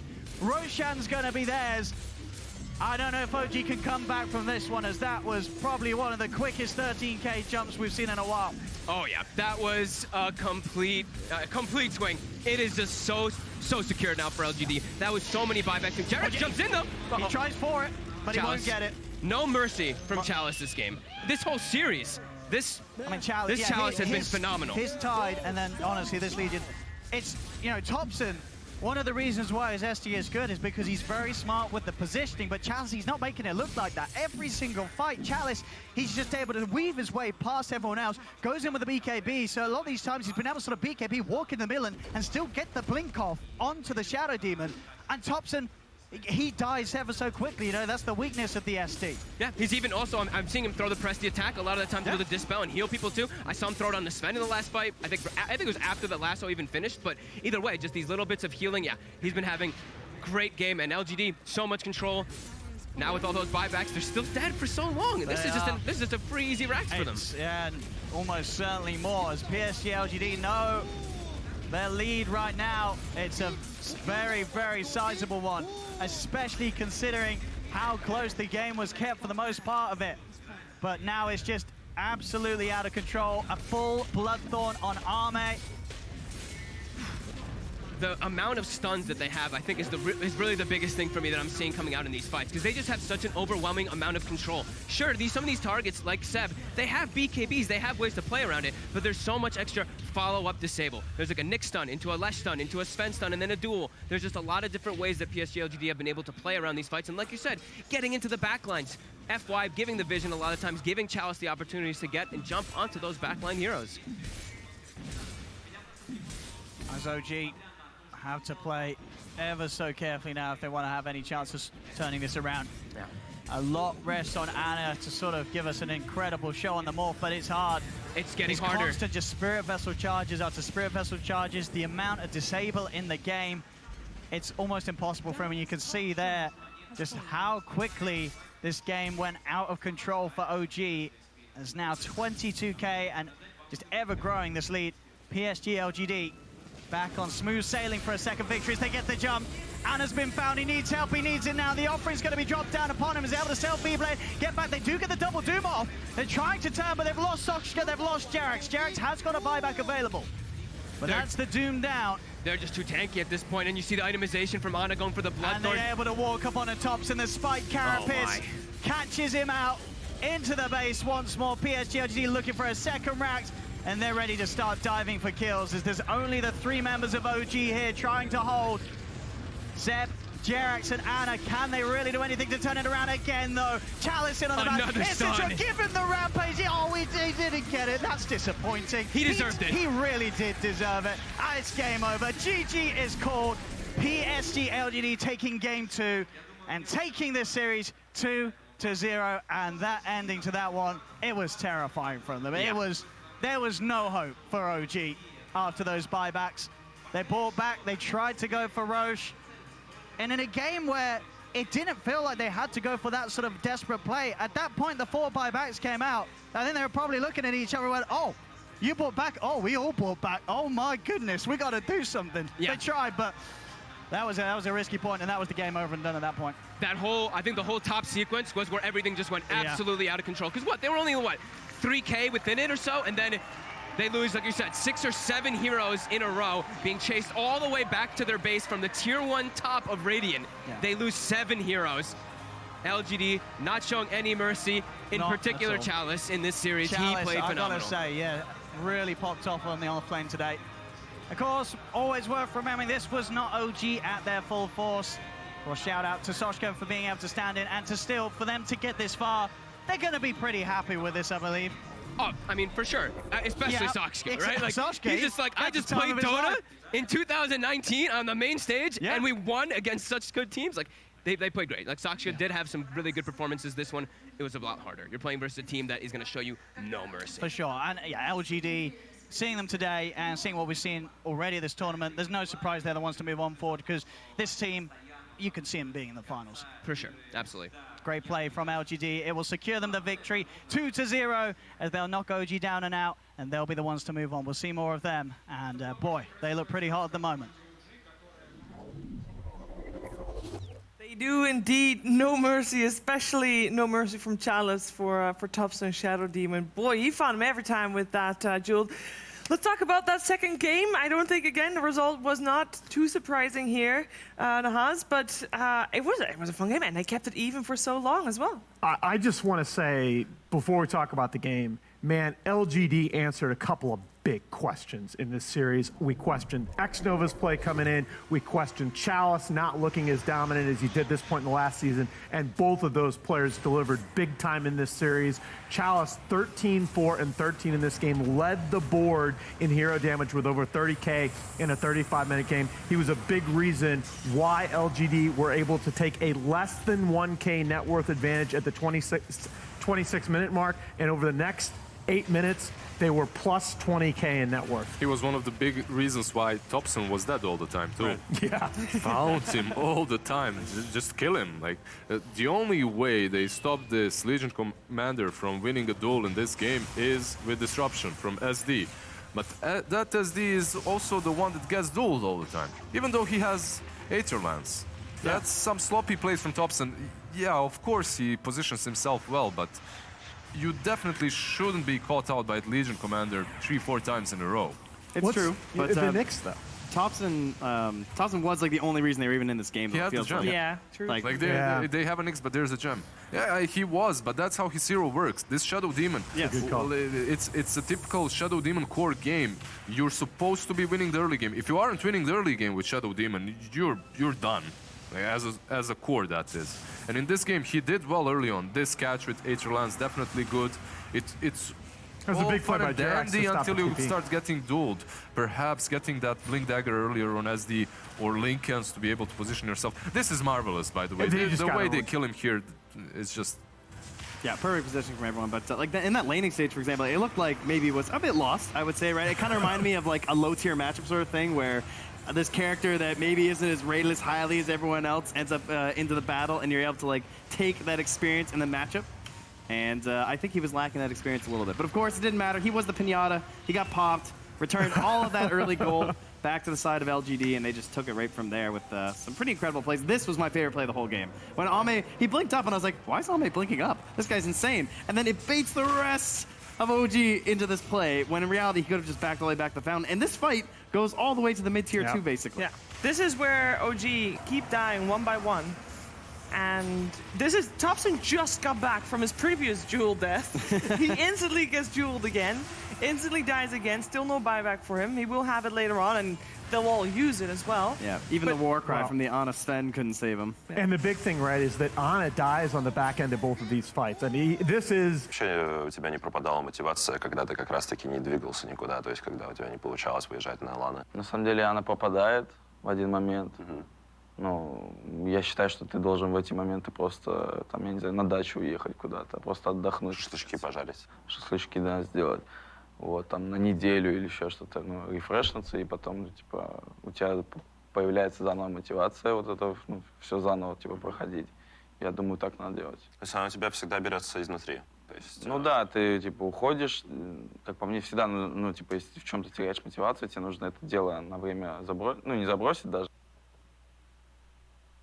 Stand out.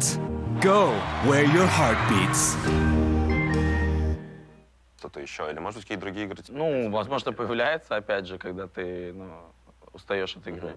Вот. Но потом, когда ты, там, например, неделю вообще не видишь ничего, что связано с игрой, ты понимаешь, что ну, типа, тебе хочется опять все вот это. Ты, ну, до того, как, соответственно, пошел в доту, все остальное, у тебя были какие-то другие соревновательные моменты, ну, то есть, условно говоря, какие-то первенства в чем-нибудь? Нет. Или ну, ты... максимум, что было, это в школе, там, в футбол поиграть или что-то за школу, так сказать. Вот. А так вообще ничего не было. Ну. То есть ты просто был нормальным чуваком, жил-жил, потом хоп, дотка. Потом хоп и сижу за компом. Не жалеешь? Нет. А что жалеть? Ну, я не знаю, с ФНГ разговаривал по этому поводу. Он говорит, ну, слушай, могло бы все пойти по-другому, кто знает. Был бы обычным рабочим. Ну, может быть, наоборот, может быть, блогером, или, например, бьюти-блогером. Представь себе себя. Бьюти-блогер из меня был бы вообще отлично. Давай по поводу просто приближающегося матча, потому что, на мой взгляд, это будет супер-супер круто. И так всем прекрасно понятно, что команда против вас серьезная. По-твоему, вообще есть какие-то слабости с вашей стороны, которые могут вам помешать выиграть? И, наоборот, самые сильные ваши стороны, которые дадут вам возможность развалить? Ну, я бы сказал, что альянсы за последний, наверное, вот за минор, за мажор набрали. Они нашли свою игру. Насчет слабых сторон, я думаю, то, что мы просто с ними много играли, там, кланвары и так далее, мы примерно представляем, чем они играют. Вот. Если у нас слабые стороны, я не знаю даже. Ну, это, мне кажется, некорректно как-то даже говорить, если у нас... Ну, в смысле, ну, условно говоря, не знаю, устаете быстро, еще что-то такое. Да. Ну, типа, я люблю играть, вот у нас какая игра будет? Вторая вроде по счету. Вот. Я люблю играть, типа, ну, прям с утра. Типа, проснулся, потом приехал на арену, сел. Ты, мне кажется, один из самых страннейших киберспортсменов, что я знаю. Ну, то есть абсолютно большинство вроде как раз вечером. Не, ну вечером, типа, тебе надо что-то поделать, там, поиграть, еще что-то поделать. Ну и, типа, к вечеру ты уже устаешь, типа, плюс-минус. Но, с другой стороны, наоборот, типа, считается, что вечером, ближе к вечеру, типа, силы, ну, удваиваются, так сказать.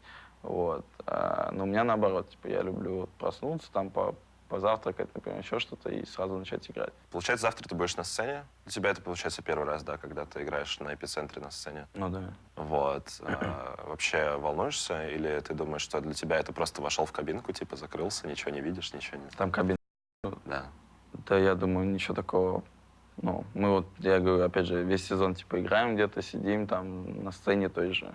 Вот, я думаю, уже плюс-минус все не особо будет замечать. Когда ты первый раз вообще в своей жизни выходил на сцену, тебе было тяжелее, чем где-то, условно говоря, дома там играть или в практисах? Ну да, это было в 2015-м на Даке. А мне еще компьютер лагал, если что. Я думал, выпустите меня отсюда просто. Мне и так все лагает, не хочу играть вообще. Да, и так было тоже. Интервью будет показано на сцене, соответственно, ты можешь прям напрямую обратиться к людям и сказать им что-то ласковое, и своим фанатам тоже. Да, болейте за нас. Мы стараемся всегда только для своих фанатов. Я надеюсь, мы вас не подведем. Болейте за нас. Надеюсь, у вас получится забрать этот слот на CI. Спасибо большое, что пришел. Спасибо.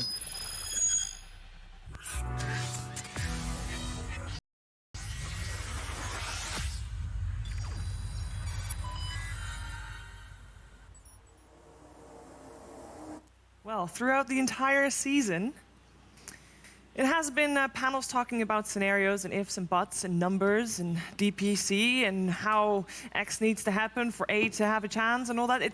Forget all about that. We're going to make it really simple, right?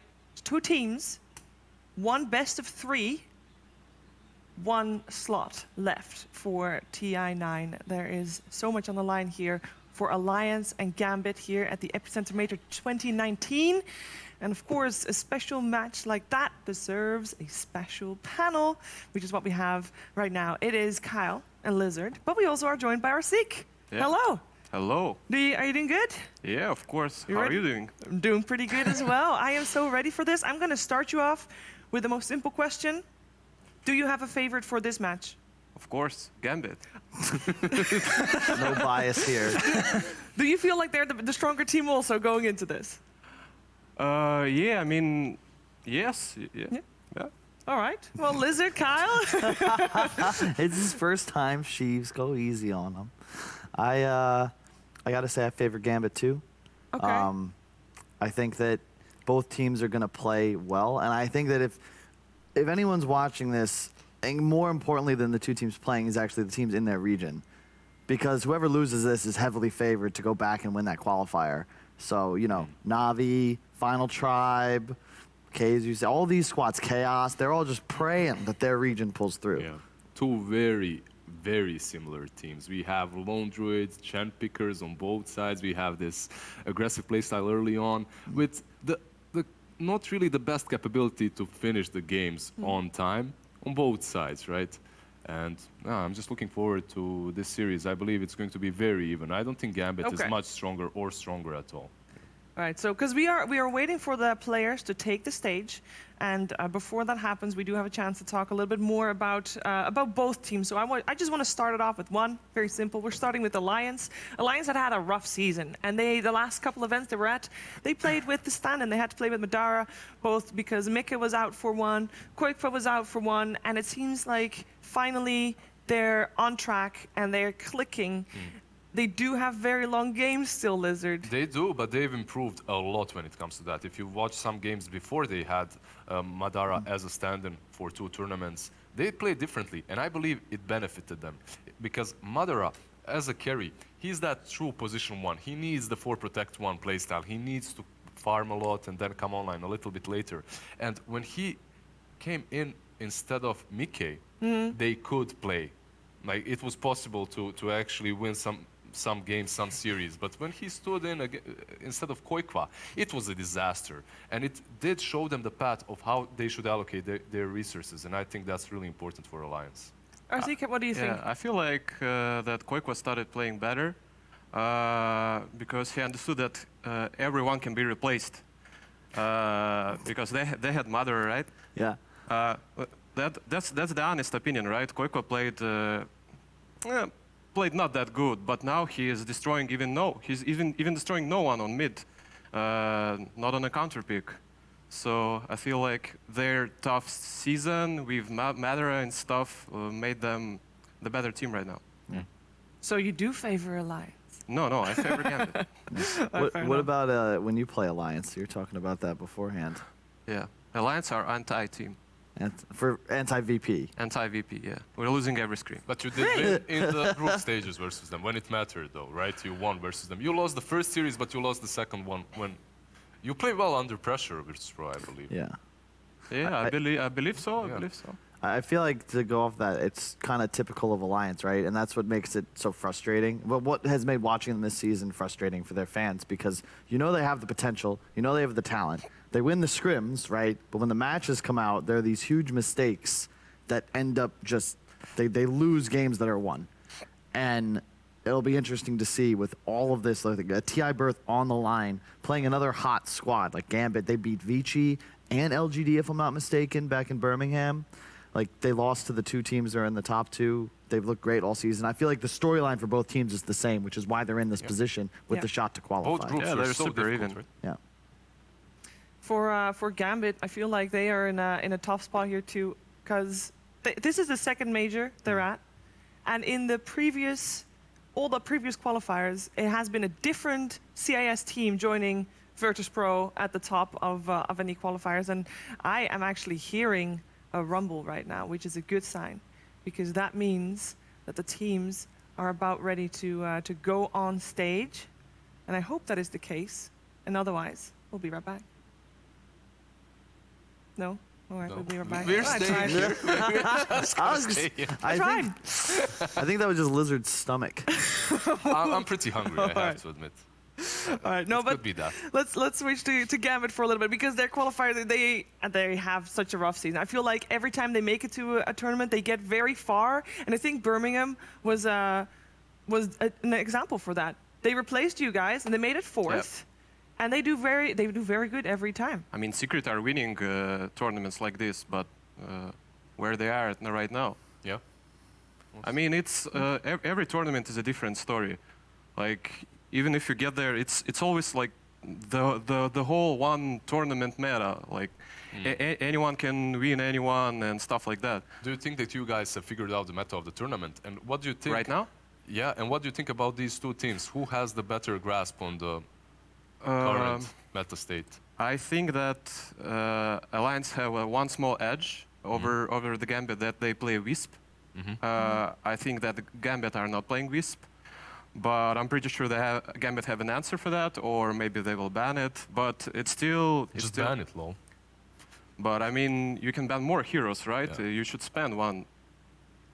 That's true. What was the question? Which one of these two drafters is just in a better state right now? I don't know. I don't know. I'm the best. I think it's hard Why to weren't you that good when you were playing with me then? What was the problem? I was really good when I was playing with you in one team. At least you had the confidence back then. Now you just have a little more skill to, you know, be good. Tell me something. We kicked Roger together. Yes. It was your incentive. It was your incentive. Yeah, he was in the team with us, and he was like, "This guy is garbage. We need He wanted to play mid. Yeah, he did. He used to play support, and he wanted to play mid. He was awful on that. So how did it get from kicking him and flaming him to you being invited to his team? Like, what happened there? I don't know. I'm still flaming him. Nothing changed. Man, you're a panel natural. Terrible decisions in your playing career, talking tons of BS about players. It's overconfidence. Like, dude, now you just need to make yourself a meme. I'm just gonna leave this thingy, like the cyber sport, after the TI, I think. So Yeah, he wants to win the TI and leave. What? Where are you gonna go? What are you gonna do?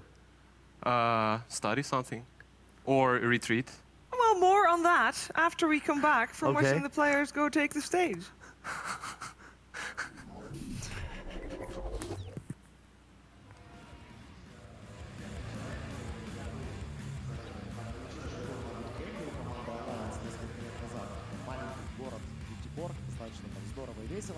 Но это все детали, и это все не так важно по сравнению с тем, что будет происходить прямо сейчас. Мы приглашаем на эту сцену ту самую команду, о которой много говорили. Та самая команда, которая сейчас будет делать все, что от нее зависит. Легендарная Alliance.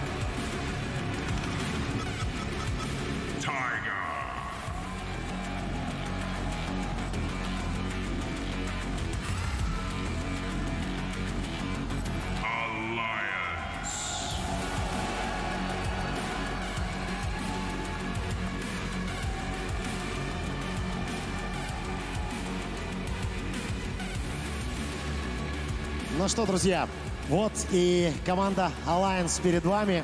Абсолютно все приветствуют вас на данный момент времени.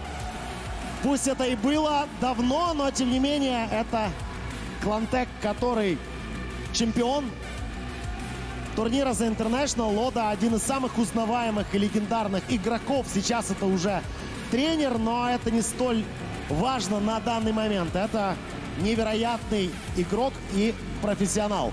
Желаем команде Alliance удачи. Спасибо им, что они добрались до этой стадии турнира. И, ребята, домашняя арена. Вы готовы встретить команду, которая следующая выйдет на сцену? Тогда давайте все вместе позовем их. Раз, два, три. GAMBIT! GAMBIT eSports.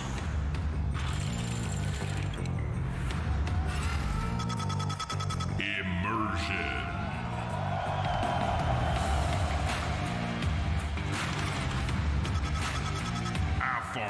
Ninja.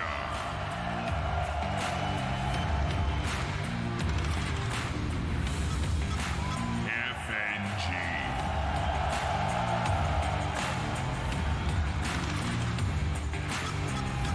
Daxak.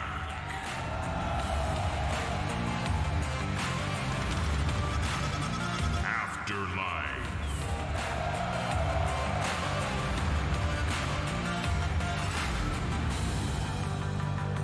GAMBIT eSports.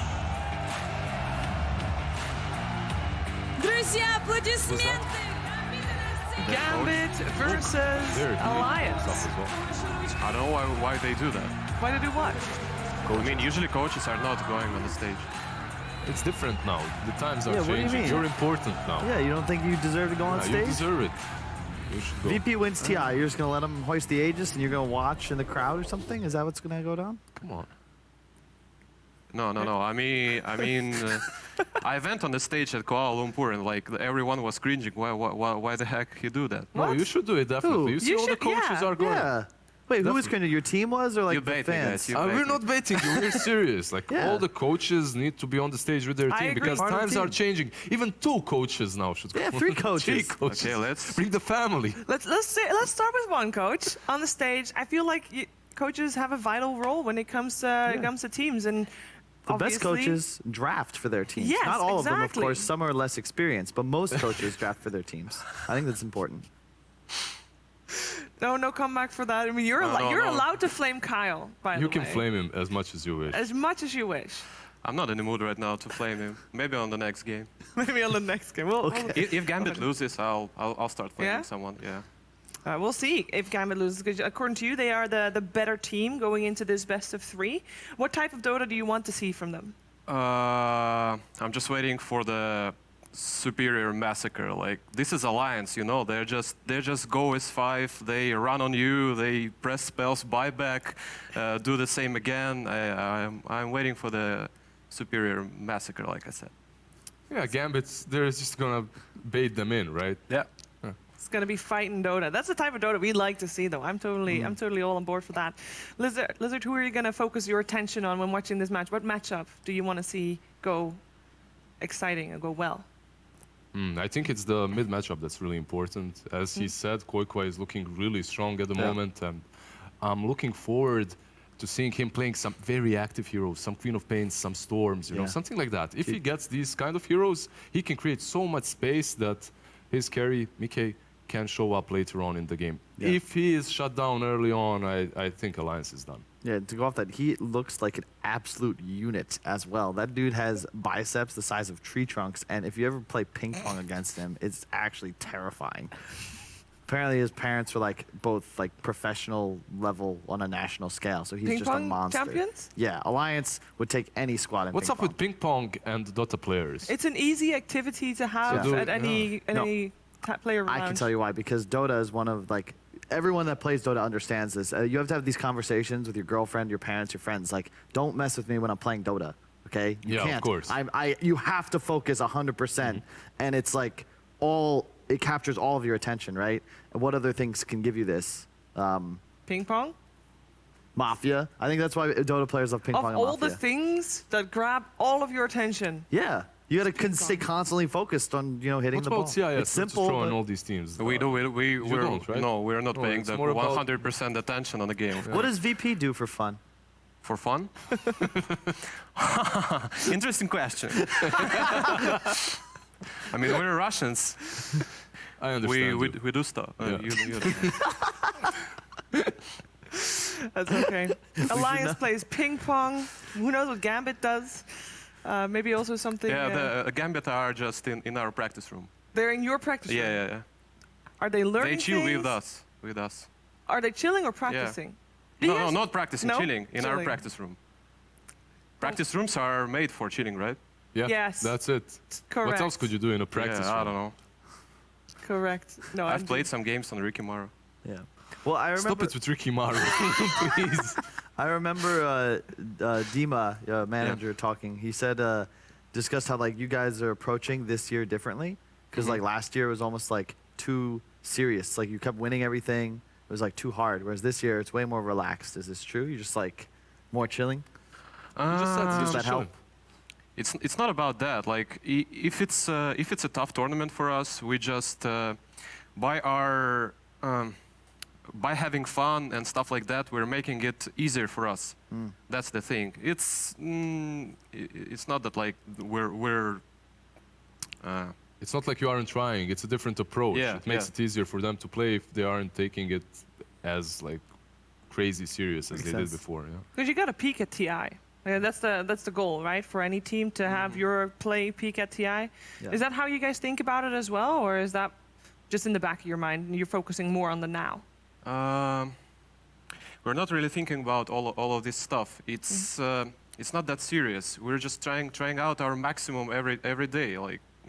But sometimes we need to have fun, to chill and stuff like that. What's up, Kyle? Why are you laughing? Nothing. It's just I know some nothing. Why don't you share it with the class? I don't want to share. I can't share. Okay. PG-13. I like to chill as well. All I right. think Everyone likes to chill. Everyone likes to chill. Yeah.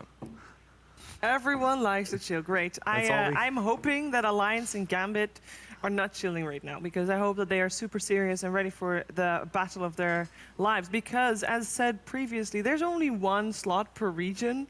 That's brutal. That's ruthless. That is some terrifying result for losing here, and it's one best of 3. It would be hilarious as well if EU goes from by far the strongest region, most terrifying qualifiers, to suddenly arguably the easiest 5 one. European teams making it to TI. And suddenly the chaos move looks like Galaxy Brain. Suddenly at Finnem, the stack is coming back together. I wonder why in the easiest place ever. Yeah, it's interesting as well. I mean, did you guys talk about the recent roster change in the first panel? For Fnatic or? We mentioned it, yeah. I mean, I just wanted to get our Zeke's opinion. Do you think roster change? Yeah. Dubu now 5, Jab They move to need carry. it. Seriously? Seriously. Yeah. What? MP out. MP out. Yeah. Do you think that one is okay? Whoa. This is the correct decision. What? That's harsh. It's 3 days. Rosters lock in 3 days. MP help earn them a spot at TI. You're just cool with that? I mean, we are not friends here. We're colleagues, right? Okay. All right. I like it. All right. Do you think VP should make a move like that? Throw you into 5? Yeah, they can throw me out, right? No, I mean, they put you would in. move you to the playing roster. Yeah. Put to the play. That's the secret to winning TI, right? The coach has to He step played with me. You don't want to go there. Yeah. No. Okay. You saw my Jakira? No. At Chonsin? No. You should. I don't remember it. I tried to forget. No. What do we, regarding drafts, is there anything you want to see? If you're banning, right, against Gambit or Alliance, I think a large part of what coaches do is the prep, right? Yeah. To think, okay, I always thought of first 3 bans as what heroes does the other team utilize? What do they want in the game that I don't?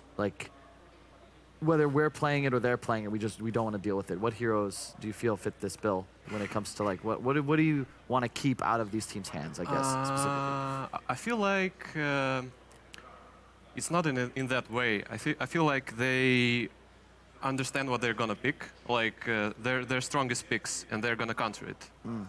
This is the best way to do. I think Gambit's gonna ban Wisp. Other bans, I have no idea what they're gonna do. Yeah. That's all about their preparation. I feel like Lone Druid will be first tutor banned in this series. And Chen. Yeah. Chen definitely versus Gambit, right? Alliance might ban it out. That Sven though, like that hero perhaps wasn't picked in the recent games by these two teams, but that hero is top tier. And it's been banned out in many of these games. Perhaps that's the reason it hasn't been picked. Gambit doesn't really like it. Alliance likes Sven. Yeah, I feel like Gambit played 0 games with Sven. What do you think about Sven? Isn't it like super strong at the moment? It's super strong, but it's an interesting hero, you know. I feel like he can over carry anyone. Like it can be the true position 1, right? And it can tempo out other heroes like Spectre, Morphling, Lifestealer. It's strange, but there's a lot of counters still. Like you can control him, right, in the game. Yeah, you can play with SD like OG did. I think that OG in a game with LGD had a really good draft against Sven. If he wasn't getting dueled every time on that SD, maybe it would have been better. No, it's all about positioning, right? Yeah. Positioning, vision, and stuff. I feel like you need a steroid for the hero or something to assist him. I hate when I see Sven's just kind of naked, I don't think he expected needs to be too carried. much. Like, well, you need something like a Darkseer, like what LGD just had with the Warlock LC. So you have like a cleanse and attack speed buff. Like you have something that Sven like doesn't have to. A little bit of help, yeah, a little bit of utility. You can't be totally reliant on BKB or Blink to be able to deal damage. And I love like Darkseer Sven as an example, just because it's like a perfect synergy. I think Grimstroke banned out. That makes sense. Banned. Alliance love that hero. Yeah, the second ban is Warlock for sure. If there is no Grimstroke in the pool, you cannot play anything against Wisp. I mean, there's a Centaur. Maybe they can pick Centaur, first pick Centaur. Centaur, don't you think that might be banned too? Like, yeah, we'll see. Baraturn, we haven't mentioned that hero, looking really hot at the moment. I think Darkseer, Oracle is another relationship to think about, especially Bat. I know both teams have no problem third picking Bat. Alliance is first tutored already this tournament as well. Moxie loves it. When you're picking Bat, you need to spend a lot of bans for him having a great game. It's not only the supports, it's the cores that are good versus him too on the lane. Yeah. I mean, you can even just take Omni Knight and basically there is no hero in the game. I mean, Bat Raider. What do you think about Slark and these two teams? Slark? You guys definitely play Slark. I think Slark is an up-and-coming hero. What do you think about these two? I don't think they play it. I don't think they play it. Maybe Dazak played it, but I'm pretty sure Mickey is not playing it. Never saw him playing it. You just call him Dazak. No, we call him Dahak. Dahak, right? Yeah. But in English, Dazak, right? No. We call him Dahak as well.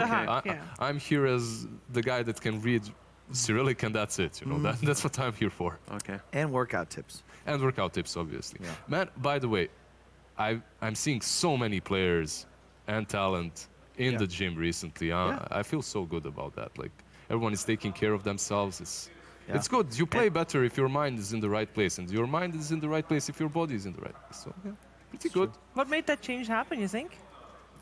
I don't know. I guess they noticed that some players are doing it, and then it became more popular. And that's it. It's a good change. Last night, RMN was with me at the gym for like 50 minutes straight on that stationary bike, just going ham, man. Like, it's pretty cool. I gotta get back to the gym. I have been very lazy for the last year. This is what happens on the panel, right? When there's a draft, you talk about gym and stuff. All right. Going back to the draft, though, Mars banned out. Haven't really mentioned him. That hero is insane on Alliance when Boxy plays it. You just can't give Boxy that hero. So there is Wisp, Shadow Demon, and Centaur in the pool. Yeah. They're gonna fight for it. Do you think Gambit first picks Wisp? I think FNG can play it. Right? No, they don't play it. I think they're gonna first pick Centaur. Yeah, I think you're right. Bait the Wisp. However, Alliance has the option, of course, to just pick like maybe Darkseer +1. I don't think you should ever bait Wisp Centaur's Gyro or something that's similar. That's really bad for Gambit. Yeah. I don't think if they have an answer. Let's see. That's a problem. The Sven is in the pool still. Gyro Wisp in the pool, man. Yeah. I mean, Gyro Wisp is better when you have a second pick, because you have a last pick on mid. Yeah. But since there is no Centaur, I don't know what they can. Do you just go first Sven pick on Prefire? and second pick Sven